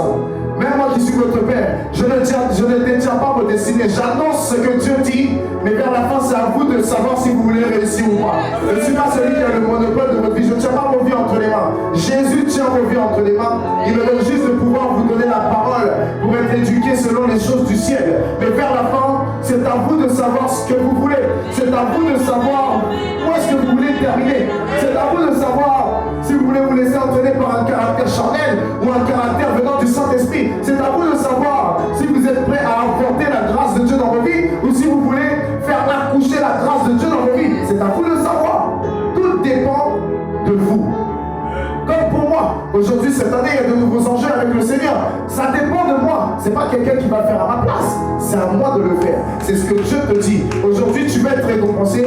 C'est à toi de faire en sorte d'être récompensé. Tu veux voir la main de Dieu. C'est à toi de faire en sorte de voir la main de Dieu. Ça veut dire que personne ne va se consacrer pour toi. Tu dois te consacrer pour toi. Tu dois te battre pour toi. Tu dois chercher Dieu pour toi. Tu dois évangéliser pour toi. Pourquoi je dis pour toi au niveau d'évangélisation? Parce que c'est l'évangélisation qui est la première mission. Quand tu le fais pour toi, sachant que ce n'est plus toi qui vis, c'est Christ qui vit en toi, c'est au final c'est Dieu qui le fait. Tu lui laisses le monopole. Et le fait de lui laisser toute la place, le Seigneur est prêt à faire de grandes choses. Pourquoi? Parce que cherchez premièrement le royaume de Dieu et la justice qui vient de lui, et toutes choses vous seront données par-dessus. Ne vous souciez pas de ce lendemain qui est le vôtre, car il se chargera de lui-même. À chaque jour suffit sa peine. Chaque journée de cette nouvelle année proposera des joies, proposera des peines. Mais comment vas-tu commencer les journées? Est-ce que tu seras reconnaissant pour dire merci pour ce de vie? Est-ce que tu vas recommander ta journée entre les mains de Dieu? Est-ce que tu vas véritablement essayer de marcher au maximum dans la crainte de Dieu? Nous devons savoir ce que nous voulons en cette année 2026. Est-ce que quelqu'un le comprend? C'est des choses qui sont très importantes. Et qu'est-ce que nous dit la parole encore? Comme le sarment ne peut de lui-même porter du fruit. Comme le sarment ne peut de lui-même porter du fruit. S'il ne demeure attaché au cep. S'il ne demeure attaché au cep. Ainsi vous ne le pouvez pas non plus. Ainsi vous ne le pouvez pas non plus. Si vous ne demeurez en moi. Si vous ne demeurez en moi. Est-ce que vous comprenez? Dieu envoie Jésus. Jésus envoie 12. Et aujourd'hui, il y a une multitude. Et Dieu les positionne comme étant des visionnaires. Si tu ne t'attaches pas à eux, mais que tu t'attaches à Jésus sans t'attacher à eux. Parce que Dieu les positionne à cause de toi. C'est ce qu'on appelle des ministères. Donc, comment penses-tu que Dieu va te voir? Comment penses-tu que Dieu va commencer à faire des grandes choses dans ta vie? Parce que la Bible dit une chose. Confiez-vous à l'Éternel, vous serez affermis. Confiez-vous à ses prophètes et vous réussirez. Ça veut dire que l'Éternel vient pour t'affermir. L'Éternel vient pour t'encourager. Il vient pour pouvoir faire quoi? Te donner d'être assis, d'avoir une constance. Mais la réussite, c'est l'homme qui fait l'homme. Si tu n'acceptes pas cela, vers la fin là, il y a des chances que tu auras. Dieu te bénira. Mais tu vas prendre plus de temps pour les avoir que lorsque tu commences à te confier à ton Père. C'est pour ça que Élisée n'a jamais laissé Élie. Élisée était toujours collé à Élie. Sais-tu que ton maître sera enlevé de-dessus de ta tête aujourd'hui? Je le sais, mais taisez-vous. Peu importe, vous n'êtes pas Il y en a un que Dieu a positionné sur ma vie. Il y en a un que Dieu a mandaté pour parler sur ma vie. Quand il parle sur ma vie, je sais que j'entends sa voix parce que je suis une brebis qui entend la voix de son berger. Je suis une brebis qui n'est pas égarée. Mais quand j'entends sa voix, je reconnais sa voix. Les brebis entendent la voix et la reconnaissent. Et le fait de reconnaître, même si je veux faire la teigneuse, je reviens et je reste dans l'enclos. Je reste dans la bergerie. Le fait de rester dans la bergerie me sécurise pour que plus tard, je puisse recevoir la plénitude de la bénédiction selon Dieu. Parce que quand tu veux faire tout seul, Dieu peut te bénir, mais tu n'auras pas la bénédiction entière. C'est ça la différence. Tu n'auras pas la bénédiction comme toi tu la voyais dans ta tête. Parce que ce que tu vois dans ta tête, c'est ce que Dieu te montre. Mais le problème maintenant, quand ça arrive mal, c'est parce que tu n'as pas eu à faire confiance à Dieu. Moïse n'a pas eu à faire confiance à Dieu. Aaron est rentré en scène. Vous devez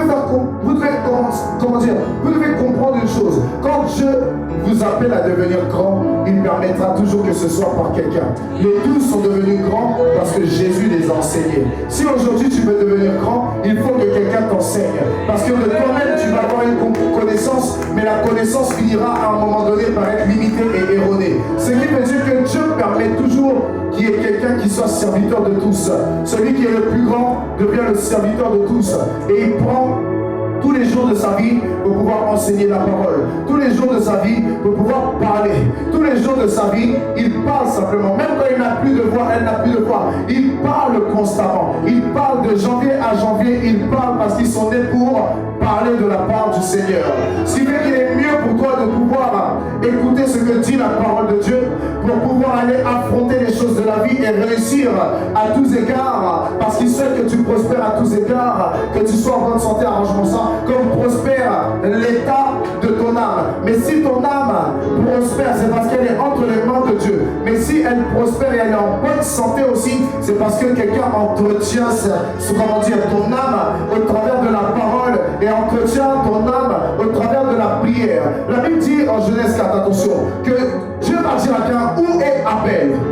Et il va dire, suis-je le gardien de mon frère? Il va lui dire, qu'as-tu fait? Le sang d'Abel crie du sol jusqu'à moi. Ce qui veut dire que Caïn avait pour devoir d'apprendre à Abel à faire les choses rattachées au sacerdoce. Parce que c'est dans les champs qu'il a tué. Ça veut dire qu'il y a plus de brisement, de blessures, de froideur dans l'église de Dieu que dans le monde. Nous devons faire de la maison du Seigneur un endroit meilleur, un endroit sécurisé, un endroit de joie, un endroit où on se sent bien. Une personne qui vient dans la présence de Dieu et qui dit je me sens mal dans la présence de Dieu, soit c'est parce qu'elle est fatiguée par un esprit, soit c'est parce que dans la maison du Seigneur, on lui a manifestement on a fait quelque chose qui manifestement lui a donné d'être perturbé. Et c'est à ce moment-là que l'église ne devient plus un hôpital mais un champ de guerre. Cette année, je ne veux plus voir ça dans cette église. Est-ce qu'on est clair? La Bible dit aimez-vous les uns les autres. Tu dois aimer ton prochain. Tu ne dois pas évincer ton prochain. Tu dois aimer soutenir. Tu dois consoler, exhorter. Tu dois encourager. Tu dois apprécier. Je ne veux plus voir de jalousie dans l'église. Je ne veux plus voir de compétition charnelle dans l'église. À un moment donné, ton frère évolue, sois content pour ton frère. Parce que si ton frère grandit, ça veut dire que toi aussi tu grandis. Sa bénédiction, c'est ta bénédiction parce que là où deux, trois sont assemblés, en son nom, il est présent.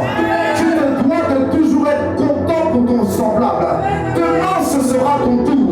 Mais aujourd'hui, ce n'est pas ton tour. Mais en applaudissant, en acclamant, en soyant fier de ce que ton frère est en train de venir, tu es en train de précipiter ton tour. Apprends à être content pour les autres. Apprends à apprécier les autres. Parce que le monde ne tourne pas autour de toi. 2026, tu dois comprendre qu'il n'y a pas que toi. 2026, tu dois comprendre même que tu n'existes pas. 2026, tu dois te mettre dans la tête, Jésus vit en moi, je n'existe pas. Ça veut dire que je ne dois pas attendre d'être vu. Je ne dois pas attendre d'être apprécié. Je ne dois pas attendre d'être acclamé. Je dois attendre que Jésus revienne. Je dois attendre que Jésus soit fier de moi. Je dois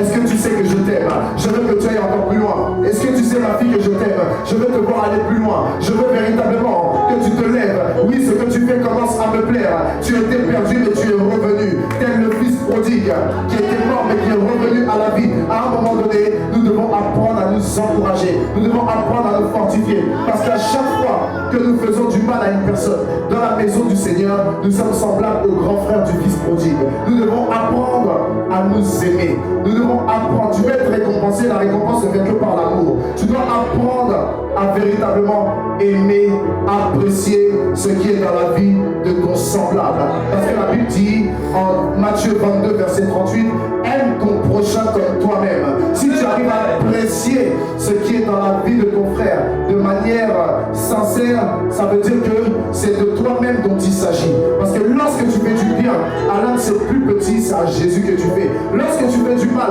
à l'un de ses plus petits, c'est à Jésus que tu fais. Dans tous les cas, il y aura ta récompense. Est-ce que je parle à quelqu'un? Tu dois apprendre véritablement à aimer le bien. Tu dois apprécier le bonheur de l'autre. Tu dois apprécier l'élévation de l'autre. Tu dois apprécier. Il ne doit plus avoir de malhonnêteté. Il ne doit plus avoir d'hypocrisie. Où tu dis, oui, c'est mon gars, c'est ma go. Et puis maintenant, il évolue, elle évolue. Et puis au loin, tu es content, mais après, tu t'éloignes un peu et puis tu regardes avec aigreur, tu regardes avec malice, tu regardes avec cette petite colère, ou même dans ton sourire, on voit que c'est faux, on voit que c'est un sourire hypocrite. Ton visage démontre même que tu es hypocrite. C'est pire que de la sorcellerie. L'hypocrisie est pire que de la sorcellerie. Cette année, soyons vrais au nom de Jésus. Et la suite nous dit quoi? Je suis le cep. Je suis le cep. Vous êtes les sarments. Vous êtes des sarments. Celui qui demeure en moi. Celui qui demeure en moi. Et en qui je demeure. Et en qui je demeure. Porte beaucoup de fruits. Porte beaucoup de fruits, car sans moi, vous ne pouvez rien faire. En d'autres termes, le Seigneur est en train de faire comprendre, ici, en tant qu'un homme à part entière, moi je suis le cep, mon père est le vigneron, mais si vous ne demeurez pas en moi, et que je ne demeure pas en vous, sans moi, vous ne pourrez rien faire. Je me rappelle quand je n'étais pas encore pasteur, il y a un gars, ça me fait de la peine même quand j'en parle, parce que c'est quelqu'un qui m'a encadré. Il m'a encadré quand j'ai accepté Jésus. Il me suivait beaucoup. Il était toujours avec moi. Pour certains, on l'a vu dans les transports en commun. Je ne vais pas forcément dire son nom. Mais quand il a arrêté de venir à l'église, il a dit, c'est pas parce que je viens plus que je ne serai pas béni, que je ne rentrerai pas dans ma destinée. Je lui ai dit, je ne te dis pas ça. Mais moi, de ce que j'ai entendu de ta propre bouche, quand j'ai donné ma vie à Jésus, tu m'as dit, moi je ne peux pas partir parce que ma vie est rattachée à mon Père spirituel. Ce qui veut dire qu'aujourd'hui, ce que tu es en train de me dire, je suis désolé, tu as dit que Dieu t'a dit, Satan est en train de te blaguer. Si tu dis aujourd'hui, je n'ai plus rattaché à ton Père spirituel, on verra plus tard. Moi, ce qui est sûr, je suis avec mon Père spirituel. Et même si mon Père spirituel me frustre, si Dieu ne met pas une séparation, je suis calé aux côtés de mon Père spirituel. Si Dieu n'a pas mis séparation, moi, je n'ai même pas choisi de partir de l'église où j'étais. On m'a appris que je ne faisais plus partie de l'église. Ce n'est pas la même chose. Quand Dieu me met la séparation ne vient pas de toi. C'est ça que vous devez comprendre. Vous devez comprendre. Regardez toutes les personnes aujourd'hui qui ont dit, Dieu m'a dit que c'était mon temps de partir. Aujourd'hui, où est-ce qu'elles sont? Il y en a qui sont dans une dépression terrible. Il y en a qui sont redevenus païens, mais d'une manière exagérée. Il y en a même, tu les vois, ils sont perdus. Parce que la Bible dit, tu n'emploieras pas le nom de l'Éternel en vain. C'est pas dans tout qu'on met Dieu. C'est pas dans tout qu'on invoque Dieu. Parce que ce que tu peux dire se retourne contre toi. C'est pas dans tout qu'on dit Dieu. Écoutez-moi s'il vous plaît. Il y a des personnes qui prennent le nom de Dieu comme si Dieu était rien. C'est pas dans tout. Écoutez-moi s'il vous plaît. Dieu m'a dit, Dieu m'a dit, Dieu m'a dit. Dieu parfois ne dit rien, ne dit pas Dieu m'a dit. Quand Dieu ne parle pas, ne forcez pas ne forcez pas Dieu à dire quelque chose.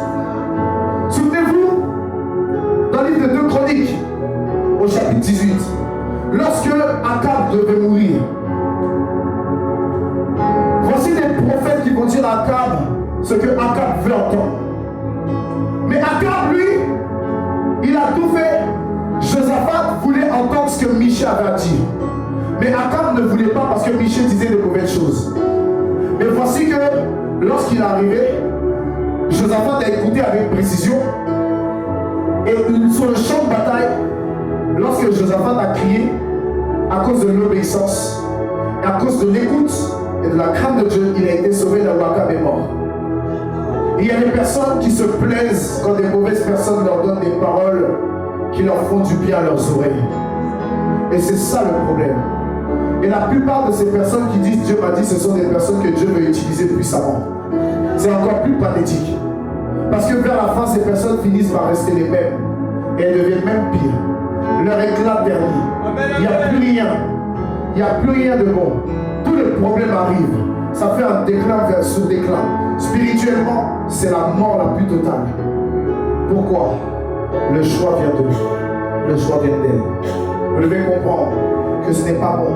Ce même frère aujourd'hui qui disait tu verras, je rentrerai dans mon appel, je ferai ceci, je ferai cela. Vous savez ce qu'il est devenu aujourd'hui?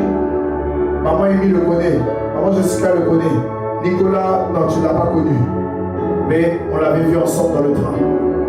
Owen aussi tu étais là, on l'avait vu ensemble dans le train, peut-être il y avait d'autres personnes, je ne sais plus. Mais ce gars-là, aujourd'hui maintenant, il cherche des bons mots pour jouer au piano dans les cultes afin qu'on le paye. Quelqu'un qui a un appel prophétique sur sa vie. Pour vous dire qu'à un moment donné, c'est la soumission à l'autorité qui peut sauver. Si tu n'es pas soumis à ton autorité, tu ne peux pas voir la main de Dieu. Si tu n'es pas soumis à la parole de Dieu, tu ne peux pas voir la main de Dieu. Tu ne peux pas voir Dieu. Ce n'est pas possible. Arrêtez de vous dire c'est par la prière que Dieu va faire. Dieu exauce, mais Dieu agit dans le respect de ses commandements, le respect de ses principes. C'est pour ça que moi je suis quelqu'un, je suis très à cheval sur les principes.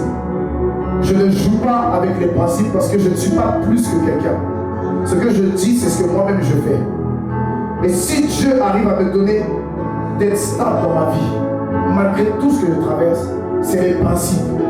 Peu importe, c'est les principes. Il n'y a pas plus, il n'y a pas moi. Il n'y a pas de secret, il n'y a pas de je ne sais quoi. C'est les principes. Tu respectes les principes, et Dieu va t'emmener à une dimension où tu n'auras plus peur de rien.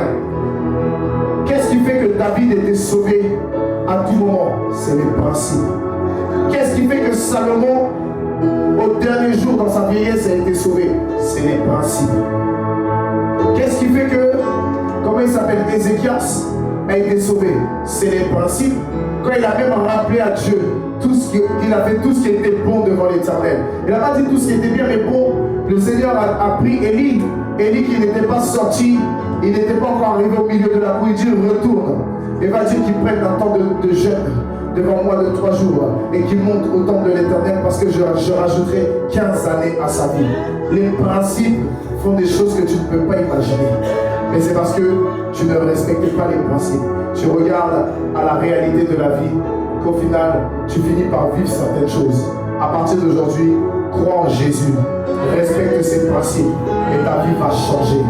Respecte toutes choses et tu verras l'accélération. Ce que tu attends de la part de Dieu là, ça ne se résout que par le respect des principes. Il est bien d'obéir quand on te parle, mais il est mieux de respecter les principes. Parce qu'une obéissance sans respect des principes est une désobéissance. Vous devez apprendre à respecter les principes. Et le plus grand principe, c'est de respecter la parole qui sort de ta bouche.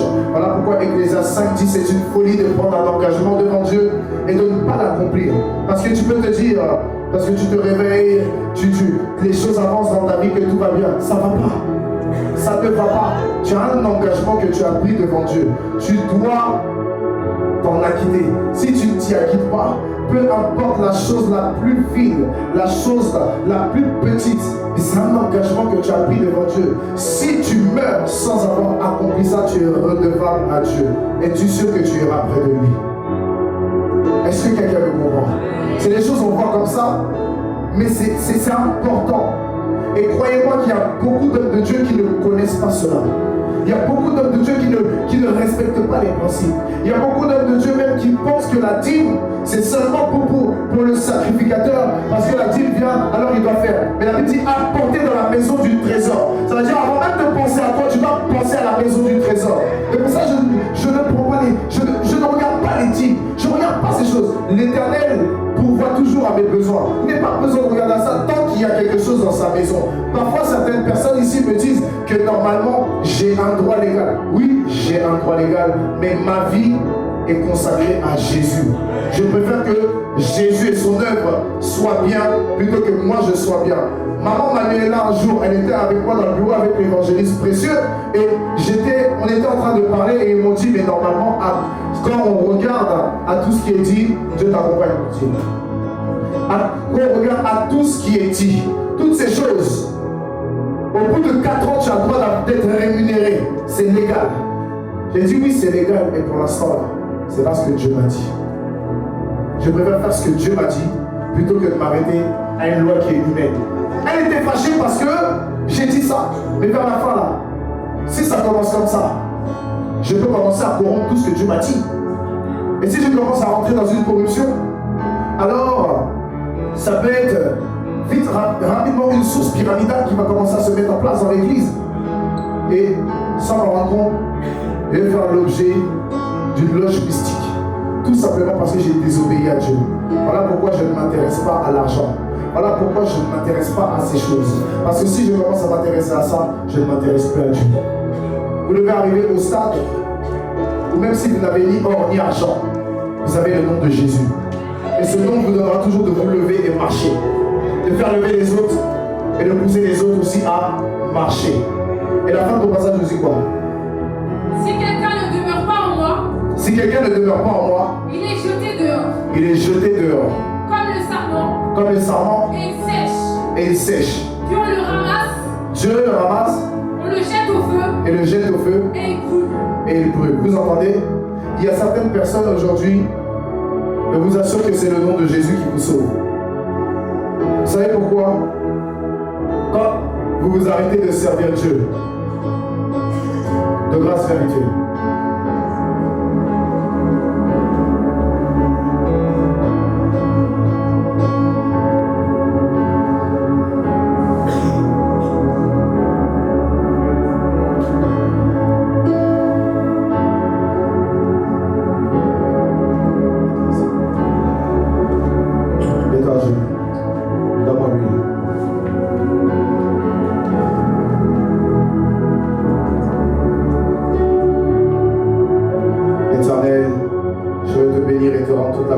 que tu es Dieu. Je veux te dire merci pour la vie de mon petit frère Elias. Seigneur, pour être dans ta présence, il est venu en vacances chez moi. Il n'est pas venu pour s'amuser. Il est venu pour te servir. Seigneur, il a aussi été recommandé par mon Père pour que je le garde et qu'il puisse servir. Seigneur, pas un jour, il n'était pas dans le service. Là où d'autres seigneurs sont enfants de la maison, lui il est de la maison de mon Père. Mais pas un jour, il était loin du service.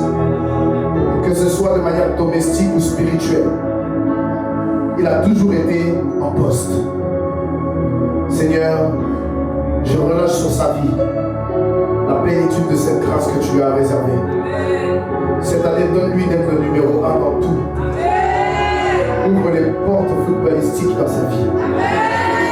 Et permets, Seigneur, mon Dieu, mon roi, qu'il rende témoignage, scolairement parlant, sportivement parlant, spirituellement parlant, financièrement parlant, tous les domaines de sa vie, que ce soit un témoignage puissant à la gloire de tout ça.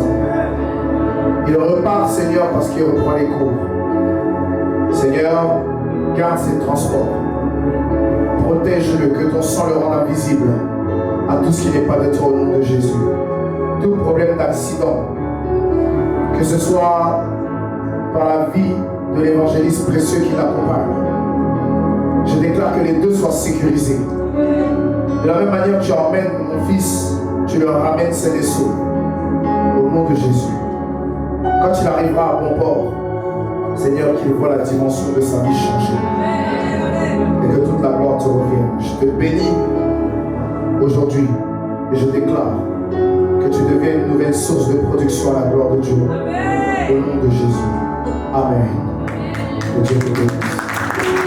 Quand tu arrives, tu es au courant maintenant. Dieu te bénisse. Est-ce qu'on va acclamer le Seigneur pour sa vie? Quand tu veux servir Dieu là, on ne te force pas. Et c'est clairement ce que la Bible est en train de nous dire ici. Si quelqu'un ne demeure pas en moi, il est jeté dehors. Vous savez pourquoi certaines personnes n'arrivent plus à servir Dieu? C'est parce qu'elles ont choisi d'être dehors. Et le problème, c'est que tes agissements, c'est bon de grâce, tu as trouvé? Les agissements de chacun, Dieu le prend au mot. Les actes peuvent être pris comme une parole devant de Dieu. Et quand tu commences à agir de cette manière, le Seigneur te prend à la lettre. Et il va permettre que tu n'aies plus un certain droit dans sa présence. Peu importe qui tu es. Même si le Père spirituel t'aime au-delà des autres, Dieu va permettre que tu n'aies plus certains droits dans sa présence. Parce que ce n'est pas l'œuvre du Père spirituel, c'est l'œuvre de Dieu. Est-ce que quelqu'un me comprend? Dieu est quelqu'un d'équitable. Il est juste. Ce qui veut dire que là où toi tu penses, Dieu t'a déjà classé. Là où toi tu te dis j'ai un droit, Dieu t'a déjà classé. Je vais vous dire, l'huile qui a coulé sur la tête ne fait pas de toi quelqu'un qui est protégé. Bien au contraire, tu es quelqu'un qui est exposé. Et ta vie est tous les jours mise à prix. Mais c'est parce que tu ne te connais pas que tu joues avec ta vie et que tu laisses les démons te détruire. Il faut comprendre à un moment que lorsque Dieu t'établit, ce n'est pas pour pouvoir devenir le meilleur, c'est pour devenir un serviteur. Quand Dieu te consacre à lui, ce n'est pas pour avoir l'onction, c'est pour le service. Quand Dieu te consacre, c'est pour servir. Ce n'est pas pour autre chose. Ce n'est pas parce que tu vas avoir une grande église. L'église, là, ça ne veut rien dire. L'église peut te donner de te perdre. Moïse a loupé Canaan à cause de l'église. Ce n'est pas l'église et le nombre de personnes qui comptent. Ce qui compte, c'est que tu tiennes la route. Si tu es un bon serviteur, tu seras béni. Tu n'es pas un bon serviteur, tu t'attires la foudre de Dieu sur ta vie. Pourquoi? Parce qu'au lieu de faire comme Paul l'a dit, je ne fais pas ce que je veux, je fais ce que je ne fais pas, tu fais ce que tu veux. Et c'est ça le problème. Et c'est pour ça que Dieu finit par te remplacer sans même que tu te rendes compte. Dieu finit par te remplacer sans même que tu vois la chose arriver. Dieu permet que les portes se ferment autour de toi, sans même que tu réalises que c'est de ta propre faute. Tu es là, tu dis oui, si Dieu me fait ça, je vais faire ceci, je vais faire cela. Jusqu'aujourd'hui, tu n'as jamais accompli. Pourtant, Dieu l'a fait. Et parce que tu ne l'as pas accompli, le Seigneur te pousse seulement dans le péché. Pourquoi? Un mauvais esprit de Dieu alla sur Saül. La question est de savoir, est-ce que tu es toujours d'actualité ou est-ce que tu es rejeté? Est-ce que vous comprenez? Il y a des choses pour lesquelles il ne faut pas s'amuser. C'est pour ça que toi, je t'ai parlé. Et je t'ai dit, ne t'amuse pas. Parce que c'est une grâce que Dieu t'a fait, mais c'est un avertissement. Tu as commencé à faire le contraire. Je te dis, 2 semaines ne passeront pas si tu ne t'arrêtes pas. Ça va commencer. Tu sais pourquoi? Parce que Dieu t'aime. Et il châtie celui qu'il aime. Donc si tu veux vraiment connaître cette partie de l'amour de Dieu, continue. Ne t'arrête pas où elle. Et tu verras combien de fois Dieu est amour, mais pas dans les sentiments. Parce que c'est pas parce que personne ne voit. Dieu, toi particulièrement. Et crois-moi, ici, beaucoup pensent que tu es mon préféré. Pourtant, tu es loin même d'être mon préféré. C'est juste que la mission que toi tu as n'est pas la même que celle des autres. C'est pour ça que je suis dur avec toi. C'est pour ça que je suis clair avec toi. Il y en a ici qui pensent que parce que je ne leur parle pas, ils ont tous les droits. Ils ne savent même pas qu'ils sont déjà en danger. Et toi, si Dieu veut que je te parle, c'est parce que tu as un grand prix à ses yeux. Est-ce que tu comprends? Tu as un grand prix. Parce que la différence, c'est que toi, tu as un cœur d'enfant. Un ou deux qui ont grandi dans leur cœur. Et que Dieu, même s'il parle, ils ne vont pas écouter. Toi, ce qui te sauve, c'est ce cœur d'enfant. Que tu ne fais pas semblant. D'autres font semblant, ils se forcent à devenir quelqu'un alors qu'ils ne le sont pas. Mais toi, Dieu te parle encore aujourd'hui. Sors de tout ça. Parce que tu as appelé à être grand. Tu as appelé à être très grand. Tu as vu que quand on t'a ordonné prophète, Dieu dit que tu allais vite avoir le permis de conduire. 10 jours après, tu as eu ton permis. C'est un signe pour te montrer. Parce que j'ai payé un prix où moi j'étais encore piéton quand j'ai commencé le ministère. Et j'ai dit à Dieu, il n'est pas normal que moi, je puisse avoir payé ce prix et que mes enfants puissent être aussi piétons. S'ils sont piétons, c'est que ce sont des paresseux. C'est pas la même chose. Parce que j'ai payé le prix. Et tu as montré directement que tu as ton permis. Toi aussi, tu as ton permis. Dieu vous fait grâce. Accélérez simplement dans la vision que Dieu met dans vos vies. Arrêtez de pleurer. Arrêtez de vous mettre à l'écart. Dieu a besoin des gens comme vous. C'est les gens bizarres que Dieu aime. Donc arrêtez de vous flageller, de vous apitoyer sur votre sort. Pendant que vous vous apitoyez sur votre sort, vous ne savez pas que vous êtes semblable à un ressort. Quand vous faites ça là, Satan a son pied sur le ressort. Mais quand vous reprenez du poids de la bête, Satan enlève ce pied et le ressort recommence à rebondir. Comprenez que cette grâce est dans vos vies. Vous devez apprendre. Aujourd'hui, il n'y aura pas d'onction, personne ne va tomber. Dieu pose les fondements de l'année. Il y en a qui se j'ai entendu, c'est quand on va prier qu'on va recevoir le feu. Ce feu-là, je vais le recevoir par ça. Tu as besoin de délivrance. Tu penses que la vie c'est un spectacle ou quoi? Toi, délivrer. Aujourd'hui, tu vas entendre la parole. Et puis tu vas retourner avec cette parole. Et cette parole va t'embraser et te donner de vivre la gloire de Dieu. Il y a une maman à l'église, elle disait, il y en a qui aiment le ministère du tomber-tomber. Il y en a ici, ils aiment le tomber-tomber, pourtant c'est eux-mêmes qui sont les pires. Tu tombes, mais tu deviens pire. Il y en a, ils ne tombent pas, mais ils ont des témoignages dangereux. Toi, tu tombes, mais toi, tu te dis, il faut changer. C'est pas parce que tu vas tomber que tu vas devenir quelqu'un. Tu peux tomber, ta vie peut changer, ça c'est clair. Mais c'est pas parce que tu tombes, c'est pas parce que ta tête va taper carrelage, tu vas avoir une bosse. Rien de plus. Rien de plus. C'est pour ça, s'il vous plaît, faites attention. Parce que vous pouvez penser toujours être dans le plan de Dieu alors que Dieu ne vous voit plus. Voilà pourquoi il dit, certains diront, n'ai-je pas prophétisé en ton nom? N'ai-je pas chassé les démons? N'ai-je pas guéri les malades? N'ai-je pas évangélisé? N'ai-je pas été dans les hôpitaux? N'ai-je pas été en prison rendre visite? N'ai-je pas même été en prison pour aller prêcher? Et je leur dirai ouvertement, arrière de moi, vous qui commettez l'iniquité, car je ne vous ai jamais connu. C'est pas parce qu'aujourd'hui, on t'appelle évangéliste, on t'appelle prophète, on t'appelle apôtre, on t'appelle docteur, que tu es en sécurité. Hein. Amen, amen. Surtout ceux qui s'appellent les bishops, eux, ils n'ont rien compris à la vie. Amen. Je suis un bishop. Bishop, c'est quoi? Bishop, ça veut dire évêque. Rien de plus, rien de moins.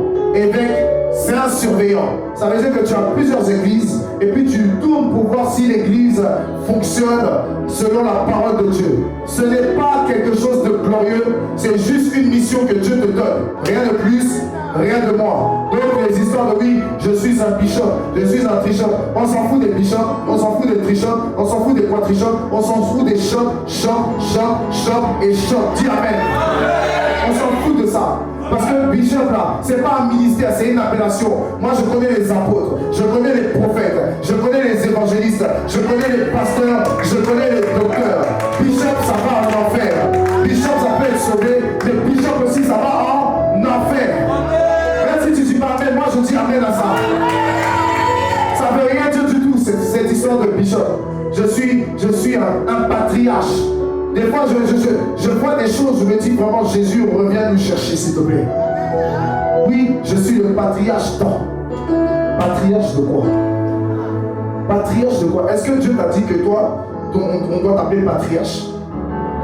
En fait, tu te proclames vers la fin. En dehors de ça, il n'y a rien. En dehors de ce que Dieu a dit que tu es là, toi, tu dis que tu es autre chose.